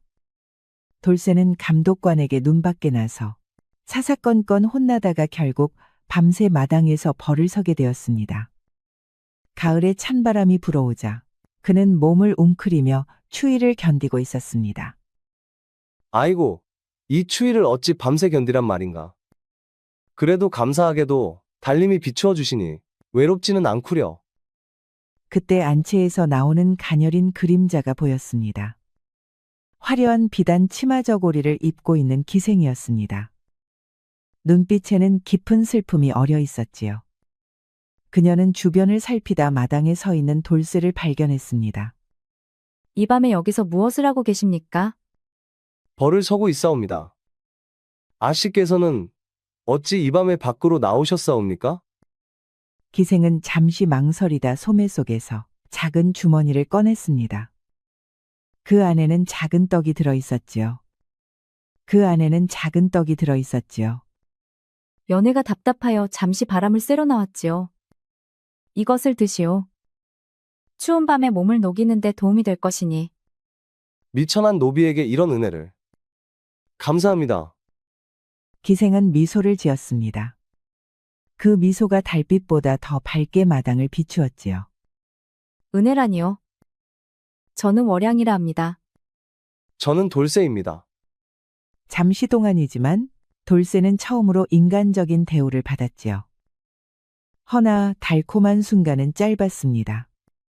가봐야겠어요. 부디 몸 조심하시고 희망을 잃지 마시길. 월양이 사라진 후에도 돌쇠의 마음 속에는 따스한 온기가 남아 있었습니다. 차가운 밤바람도 더 이상 춥게 느껴지지 않았지요. 무거운 곡식 자루를 나르다 다친 돌쇠는 창고 구석에 누워 있었습니다. 돌쇠는 가쁜 숨을 내쉬며 고통을 참고 있었습니다. 큰일이구나. 내일 일은 어찌해야 하나. 그때 창고 문이 살짝 열리며 달빛과 함께 가녀린 그림자가 들어왔습니다. 바로 월양이었습니다. 그녀는 주변을 살피며 조심스럽게 돌쇠에게 다가왔습니다. 덕칠 어르신께 소식을 들었어요. 어서 상처를 보여주시오. 어찌 이런 곳에 오셨습니까? 월양이는 말없이 돌쇠의 상처를 살폈습니다. 그녀의 손길은 부드럽고 능숙했지요. 약초를 갈아 상처에 바르고 정성껏 붕대를 감아주었습니다. 돌쇠는 월양의 손길에 몸을 맡기며 묘한 평온함을 느꼈습니다. 거친 삶에서 이런 따뜻한 보살핌은 처음이었지요. 마치 어머니의 손길 같구려.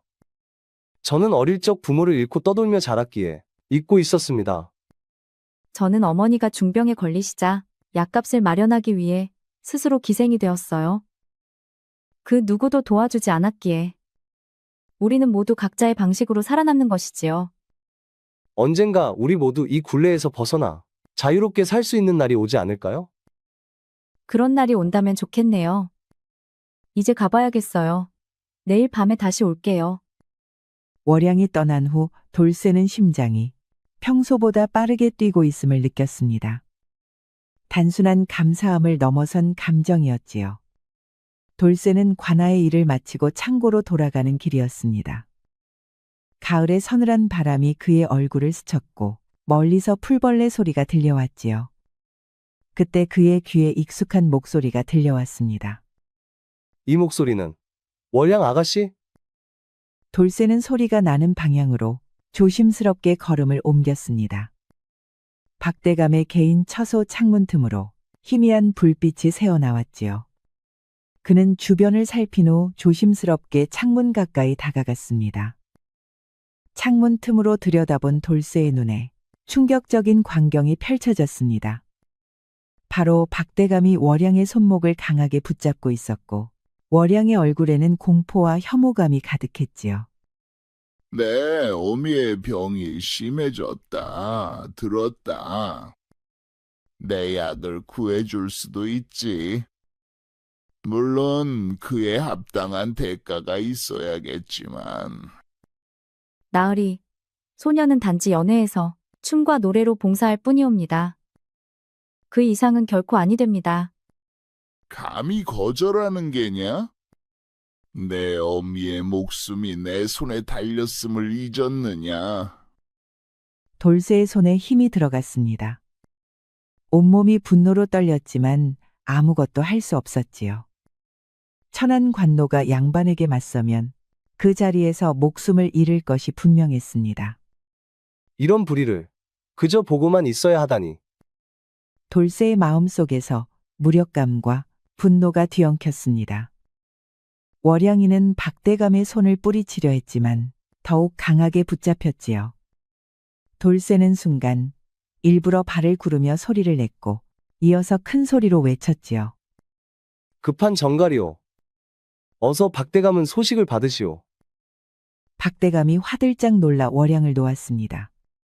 그는 급히 옷매무새를 정돈하며 문 쪽으로 시선을 돌렸지요. 뭐라고? 누구냐? 그 틈에 월양은 재빨리 물러나 문 쪽으로 향했습니다. 그녀의 눈에는 안도의 빛이 어렸지요. 돌쇠는 급히 몸을 숨겼습니다. 심장은 격렬하게 뛰고 있었고 이마에는 식은땀이 맺혔지요. 박대감은 아무도 밖에 없는 것을 발견하고 욕지겁기를 내뱉었습니다. 다행히 그렇게 그날 밤은 무사히 넘어갈 수 있었습니다. 돌쇠는 박대감의 부름을 받 처소 앞에 무릎을 꿇고 앉아 있었습니다. 그사 이 방 안에서 박대감의 목소리가 들려왔습니다. 들어오너라. 부르셨사옵니까? 어제 저녁 내 처소 근처에서 네가 본 것이 있지 않느냐? 돌쇠의 등줄기로 식은땀이 흘렀습니다. 그는 고개를 더욱 숙이며 대답했지요. 쇠내는 그저 창고에서 잠들어 있었습니다. 무엇을 보았다는 말씀이신지요? 박대감은 천천히 돌쇠에게 다가왔습니다. 눈빛은 날카로웠지만 입가에는 미소가 걸려 있었지요. 거짓말을 하는구나. 내 하인이 네가 처소 근처를 맴도는 것을 보았다 하였다. 그럴 리 없습니다. 어두워서 잘못 보셨겠지요. 무슨 일이 있었사옵니까? 박대감은 갑자기 웃음을 터뜨렸습니다. 그 웃음소리가 방 안에 불길하게 울려 퍼졌지요. 네가 썩 마음에 든다. 천한 놈답게 눈치가 빨라. 게다가 나름 똘똘하기도 하지. 하여 내 너에게 제안하겠다. 어제 본 것을 모두 잊고 앞으로 내 일을 도와준다면 앞으로 편안한 삶을 살게 해주마. 박대감은 돌쇠에게 제안했습니다. 양반이 기생에게 껄떡거리다가 거절당한 것을 들키면 추문이 나돌아 명예의 먹칠이 될 것이라 생각한 것입니다. 그렇게 하면 저는 어떤 일을 도와드려야 하옵니까? 간단하다. 내 비밀을 지키고 가끔 귀와 눈이 되어주면 된다. 물론 거부한다면. 박한수의 눈빛이 차갑게 변했습니다. 돌쇠는 잠시 고개를 숙이고 생각에 잠겼습니다. 마음속에서 치열한 갈등이 일어났지요.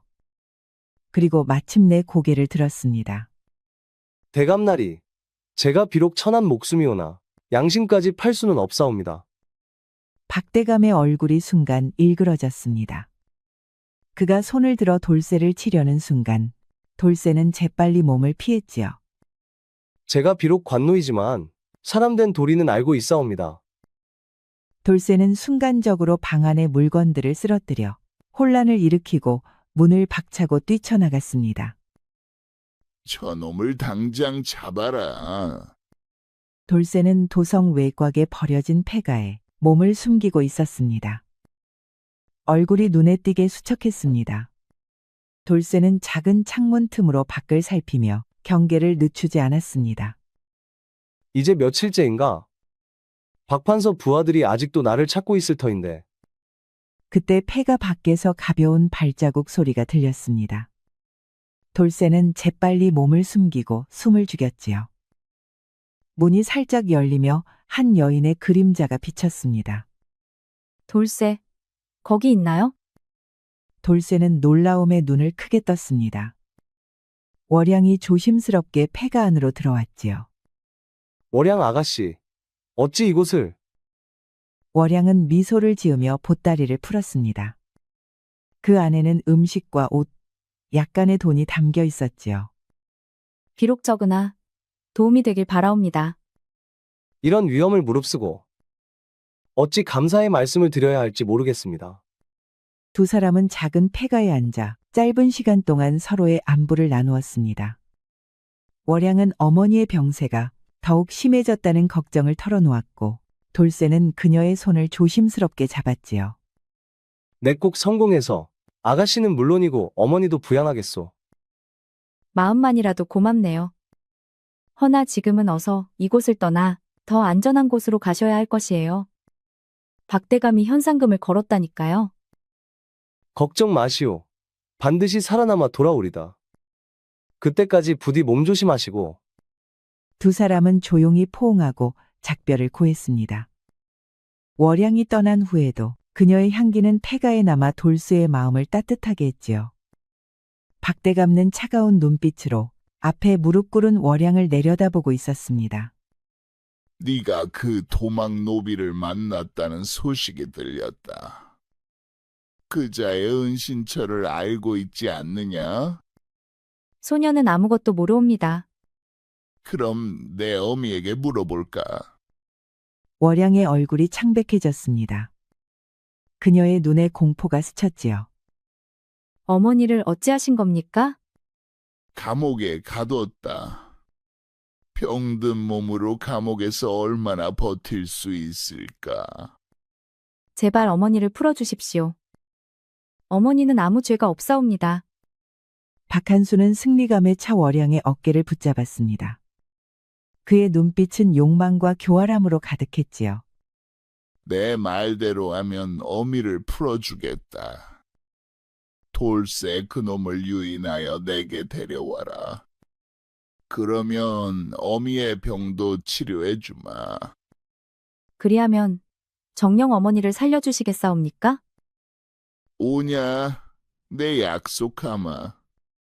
허나 실패하면 네 어미는 물론 너 역시 살아남지 못할 것이다.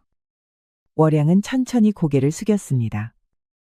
눈물이 바닥에 떨어졌지만 박대감의 계략에 넘어갈 수밖에 없었습니다. 알겠습니다. 그리하겠사옵니다. 돌쇠는 월양의 편지를 받고 서둘러 약속 장소로 향했습니다.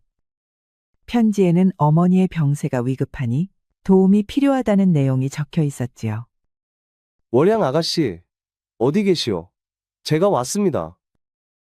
숲속 오두막은 이상하리만큼 고요했습니다. 돌쇠는 조심스럽게 문을 열고 안으로 들어갔지요. 그때 갑자기 뒤에서 누군가가 그를 강하게 밀쳤습니다. 돌쇠가 몸을 돌리기도 전에 여러 명의 포졸들이 둘러싸고 있었습니다. 그 사이로 박대감이 의기양양한 미소를 지으며 걸어 나왔지요. 드디어 잡았다, 이 쥐새끼 같은 놈. 돌쇠는 혼란스러운 눈빛으로 주변을 살폈습니다. 오두막 한쪽에는 피를 흘리며 쓰러진 하인이 하나 있었고 그 옆에는 돌쇠의 물건이 놓여 있었지요. 이게 무슨 짓이오? 월양이는 어디에 있소? 악다구니 치는 돌쇠를 포졸들이 거칠게 포박했습니다. 포졸들이 돌쇠를 거칠게 붙잡았습니다. 월양이가 너를 이곳으로 유인했다. 여자의 마음을 너무 쉽게 믿었구나. 돌쇠의 눈에 충격과 배신감이 스쳤습니다. 재판은 형식적인 절차에 불과했습니다. 돌쇠의 변명은 무시되었고 박대감이 준비한 거짓 증인들이 줄줄이 나와 죄를 증언했지요. 판결은 이미 정해져 있었습니다. 관노 돌쇠, 너는 살인죄로 내일 새벽 처형될 것이다. 돌쇠는 무거운 쇠사슬에 묶인 채 감옥으로 끌려갔습니다.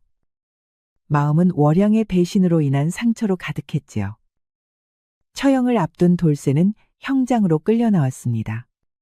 동이 트기 전 어둠 속에서 집행인이 날카로운 칼을 준비하고 있었지요. 죄인은 무릎을 꿇라. 돌쇠는 힘없이 돌바닥에 무릎을 꿇었습니다. 허나 그 순간 갑자기 하늘에서 화살이 비처럼 쏟아졌습니다. 형장은 순식간에 혼란에 빠졌지요. 그리고 검은 복면을 쓴 인물들이 담장을 넘어 관하로 뛰어들었습니다. 이들은 신속하게 관원들을 제압하고 돌쇠의 쇠사슬을 풀어주었지요. 그중 우두머리로 보이는 사내가 돌쇠에게 손을 내밀었습니다. 따라오시오. 지체하면 목숨을 잃을 것이오. 돌쇠는 말에 실려 산속 깊은 곳으로 이동하고 있었습니다. 복면 사내들은 그를 호위하듯 앞뒤로 따르고 있었지요. 안개 속에서 희미하게 산속 은신처가 모습을 드러냈습니다. 도착했어. 이곳이 우리의 보금자리요. 은신처는 겉으로 보기에는 평범한 산속 움막들이었지만 안으로 들어서자 놀랍도록 넓은 공간이 펼쳐졌습니다. 이윽고 복면 사내가 마침내 얼굴을 가린 천을 벗었습니다. 그는 강인한 눈빛을 가진 중년의 사내였지요. 내 이름은 호랑이라 하오. 의적단의 두목이지. 어찌 저를 구해주셨사옵니까? 호랑이는 돌쇠에게 따뜻한 차를 건넸습니다. 그의 눈빛에는 깊은 이해와 공감이 담겨 있었지요. 나 역시 과거 박대감에게 가족을 잃고 억울한 누명을 쓴 사람이요. 이곳에 있는 모두가 그자와 같은 권력자들에게 피해를 입은 이들이지. 돌쇠는 주변을 둘러보았습니다. 다양한 사람들이 서로 돕고 살아가는 모습이 보였지요. 그 중에는 그를 가르치는 젊은 사내도 있었습니다. 저기 있는 꾀돌이는 과거 관아의 설이었어. 그가 자네에게 문서 읽기와 전략을 가르쳐 줄 것이오. 저를 받아주시니 감사합니다만 저는 복수를 하고 싶습니다. 호랑이는 고개를 저었습니다. 눈빛은 단호했지요. 단순한 복수는 또 다른 불의를 낳을 뿐이오. 우리는 진정한 정의를 위해 싸우는 것이외다. 제게 가르침을 주십시오. 정의를 위해 함께 싸우겠사옵니다. 의적단원이 된 돌쇠는 죽은 관리의 조카로 변장하여 관아에 당당히 들어섰습니다. 나리께서는 어디서 오셨습니까? 한양에서 온고 김판서의 조카여. 박대감께 인사드리러 왔소. 문지기는 공손히 고개를 숙이고 돌쇠를 안내했습니다. 돌쇠는 긴장됐지만 애써 침착하게 마음을 가다듬었습니다. 돌쇠는 박대감이 자리를 비운 틈을 타 관아 내부를 살폈습니다. 그때 익숙한 얼굴이 보였습니다. 나리께서는 무엇을 찾으시옵니까? 돌쇠는 주변을 살핀 후 덕칠에게 가까이 다가갔습니다. 그는 목소리를 낮추어 속삭였지요. 덕칠 어르신, 저를 알아보시겠소? 나 돌쇠요. 덕칠의 눈이 커졌습니다. 덕칠이는 놀라움을 감추지 못하며 돌쇠를 자세히 살폈지요. 이런, 정말 자네였구나. 살아있었다니. 모두 자네가 처형되었다고 알고 있네. 어르신, 박대감의 비밀 서재가 어디 있는지 알려주실 수 있겠소? 비리 증거를 찾아야 합니다. 덕칠의 도움으로 돌쇠는 박대감의 비밀 서재에 들어섰습니다. 방 안에는 수많은 문서와 장부가 가지런히 정리되어 있었지요. 조정에 바쳐야 할 세금을 횡령한 증거가 있구나. 게다가 백성들에게 불법으로 추가 징수를 한 기록도 있다. 돌쇠의 손이 떨렸습니다. 그가 발견한 문서에는 자신이 살인범으로 몰린 사건의 진실이 상세히 적혀 있었습니다. 그리고 다른 서책이 눈에 띄었습니다. 이것은 박대감의 개인 일지인가? 돌쇠는 조심스럽게 일지를 펼쳤습니다. 그의 눈이 점점 커졌습니다. 이것이 진실이었단 말인가? 일지에는 박대감이 월양의 어머니를 감옥에 가두고 그녀를 협박한 상세한 내용이 적혀 있었습니다. 월양이는 어쩔 수 없이 박한수의 계략에 협조했던 것이었지요. 돌쇠의 손이 떨렸습니다. 그동안 월양을 배신자로 여겼던 것이 잘못되었던 것입니다. 월향 그대는 어머니를 구하기 위해 그리 할 수밖에 없었구나. 내가 그대를 오해했구려. 일지를 계속 읽어내려가던 돌쇠의 얼굴이 창백해졌습니다. 박대감은 월양의 어머니에게 독약을 조금씩 먹여 병을 악화시키고 있었던 것이었지요. 돌쇠의 눈에 분노와 함께 걱정이 어렸습니다. 그때 덕칠이가 조심스럽게 문을 두드렸습니다. 빨리 나오게. 박대감이 곧 돌아올 걸세. 돌쇠는 재빨리 중요한 문서들을 품 안에 숨겼습니다. 돌쇠는 덕칠의 도움으로 뒷뜰을 통해 빠져나왔습니다. 그는 마지막으로 덕칠의 손을 굳게 잡았지요. 어르신, 위험을 무릅쓰고 도와주셔서 감사합니다. 이 은혜를 꼭 갚겠소이다. 조심하게. 자네가 진실을 밝혀내길 바라네. 인들근이는 여기서 할 수 있는 만큼 돕겠네. 돌쇠는 관아 담장을 넘어 어둠 속으로 사라졌습니다. 그의 마음 속에는 이제 월양에 대한 원망이 사라지고 그녀와 어머니를 구해야 한다는 사명감이 가득했지요. 그는 발걸음을 재촉했습니다. 돌쇠는 기방으로 향했습니다. 그의 마음은 월양을 빨리 만나 진실을 전하고 함께 도망치고자 하는 급한 마음으로 가득했지요. 마침내 그는 월양이 있는 방의 문 앞에 섰습니다. 월량 아가씨, 안에 계시오? 문이 천천히 열리고 월양이 나타났습니다. 그녀의 얼굴은 창백했고 눈에는 놀라움과 공포가 가득했지요. 당신이 어찌 이곳에? 돌쇠는 재빨리 방 안으로 들어섰습니다. 그는 월양의 손을 잡으려 했지만 그녀는 몸을 뒤로 물렸지요. 모든 것을 알았소이다. 그대가 어머니를 구하기 위해 그리할 수밖에 없었다는 것을.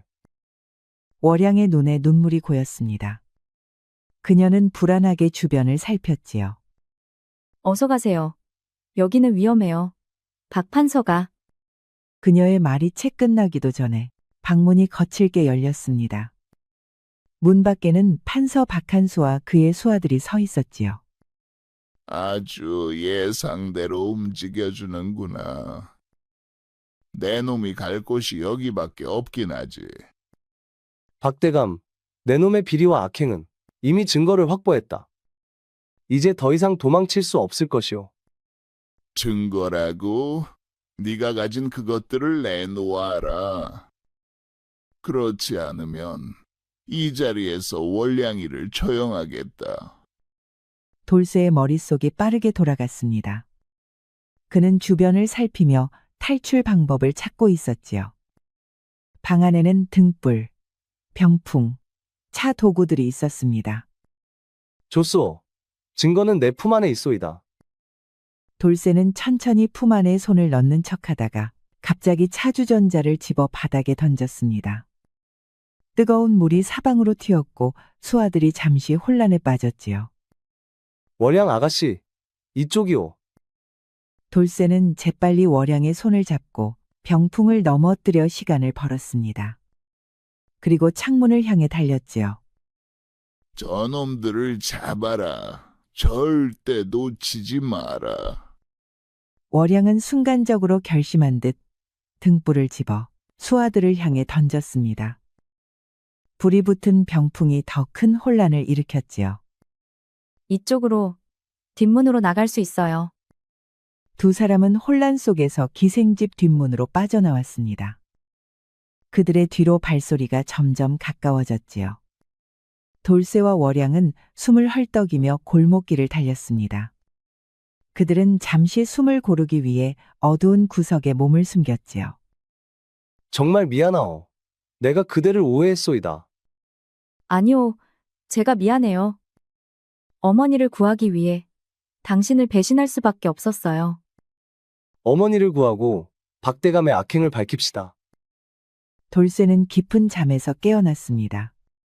그의 몸은 온통 상처투성이었고 특히 옆구리에 깊은 칼자국이 있었지요.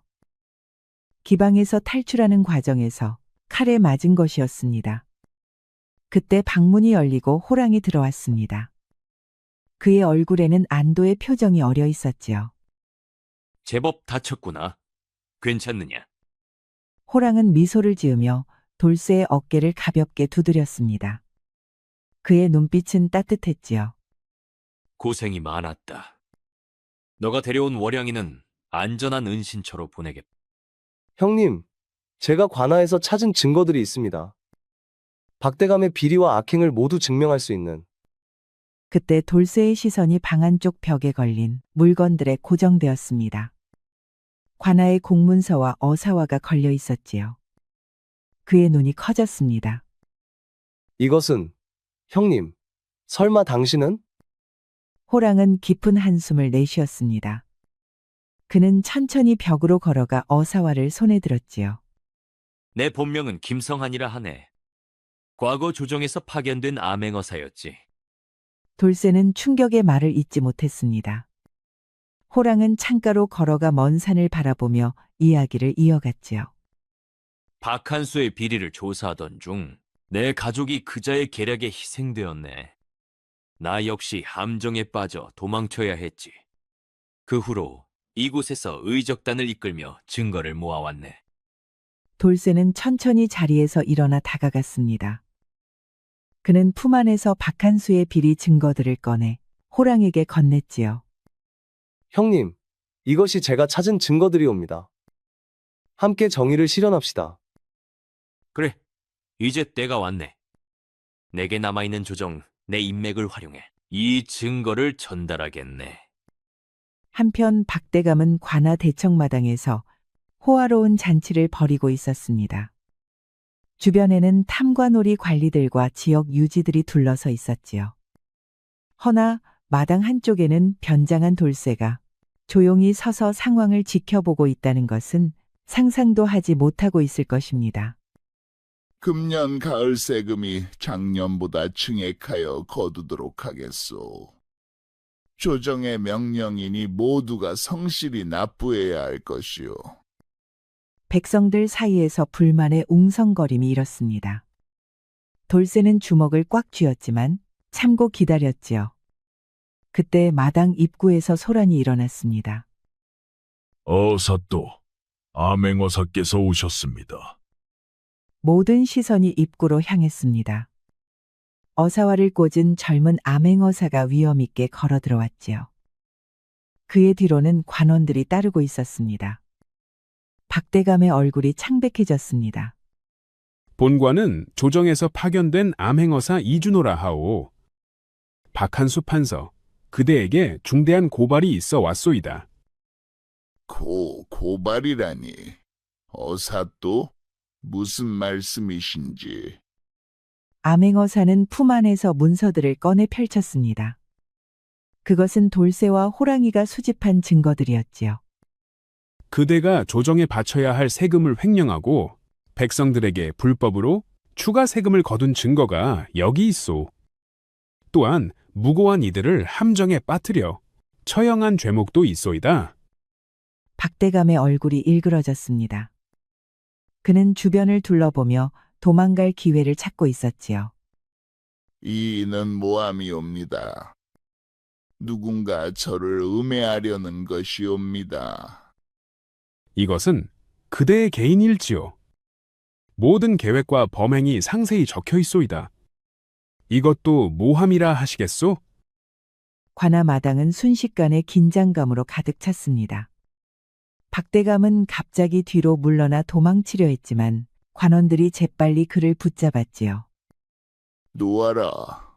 내가 누구인지 알기나 하느냐. 체포하라. 박한수는 이 자리에서 파직하고 모든 재산을 몰수하여 피해 백성들에게 돌려줄 것이다. 그리고 유배형에 처한다. 돌쇠는 변장한 채로 이 모든 과정을 지켜보았습니다.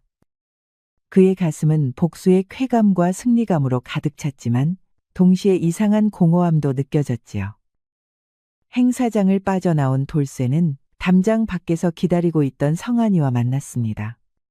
두 사람은 멀리서 박대감이 관원들에게 끌려가는 모습을 지켜보았지요. 마침내 이루었네. 오랜 세월의 한이 풀렸어. 예, 형님. 하지만 왜 제 마음이 일이 복잡한지 모르겠소이다. 복수를 이루었는데도. 이해하는 듯 고개를 끄덕였습니다. 그는 돌쇠의 어깨를 가볍게 두드렸지요. 그것이 자네가 성장했다는 증거일세. 이제 단순한 복수를 넘어 정의의 의미를 깨달은 거야. 이제 월양 아가씨와 어머니를 찾아가야겠소이다. 이제 모든 것이 끝났소이다. 박대감은 파직되어 유배를 떠났고 우리는 새로운 삶을 시작할 수 있소. 월양의 눈에서 눈물이 흘러내렸습니다. 그것은 이제 슬픔이 아닌 기쁨과 안도의 눈물이었지요. 저를 용서해 주시는 것이옵니까? 사랑하는 이를 어찌 용서하지 않을 수 있겠소? 은신처에서 조금 떨어진 작은 오두막에 촛불이 은은하게 빛나고 있었습니다. 돌쇠와 월양은 창문으로 비치는 달빛 아래 마주 앉아 있었지요. 그들의 얼굴에는 오랜 시련 끝에 찾아온 평화로움이 깃들어 있었습니다. 이렇게 둘이서 조용히 앉아 있을 날이 올 줄 몰랐소이다. 마치 꿈만 같소. 저도 그러하옵니다. 이 모든 고난이 지나고 당신과 함께 있을 수 있다니. 두 사람 사이에 잠시 편안한 침묵이 흘렀습니다. 바람이 창문을 스치며 촛불을 살짝 흔들었지요. 그대에 드릴 것이 있어. 돌쇠는 품 안에서 작은 비녀를 꺼냈습니다. 그것은 낡고 소박했지만 정성이 깃든 물건이었지요. 이것은 어린 시절 부모님이 남긴 유일한 유품이요. 이제 당신께 드리고 싶소이다. 월양의 눈에 눈물이 고였습니다. 그녀는 비녀를 받아들고 가슴에 품었지요. 이렇게 소중한 것을 제가 어찌 감히. 돌쇠는 월양의 손을 잡고 그녀를 가까이 끌어당겼습니다. 두 사람의 숨결이 가까워졌지요. 당신은 이제 내 삶의 전부요. 과거의 상처도 미래의 꿈도 모두 당신과 함께하고 싶소. 저 역시 당신과 함께라면 어떤 길도 두렵지 않사옵니다.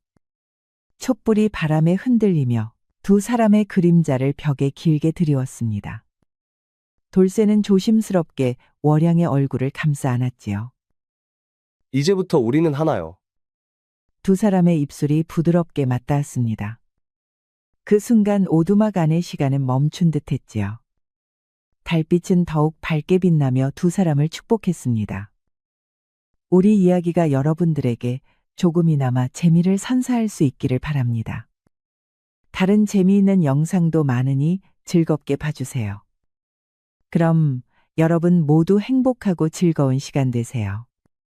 우리 이야기가 여러분들에게 조금이나마 재미를 선사할 수 있기를 바랍니다. 다른 재미있는 영상도 많으니 즐겁게 봐주세요. 그럼 여러분 모두 행복하고 즐거운 시간 되세요.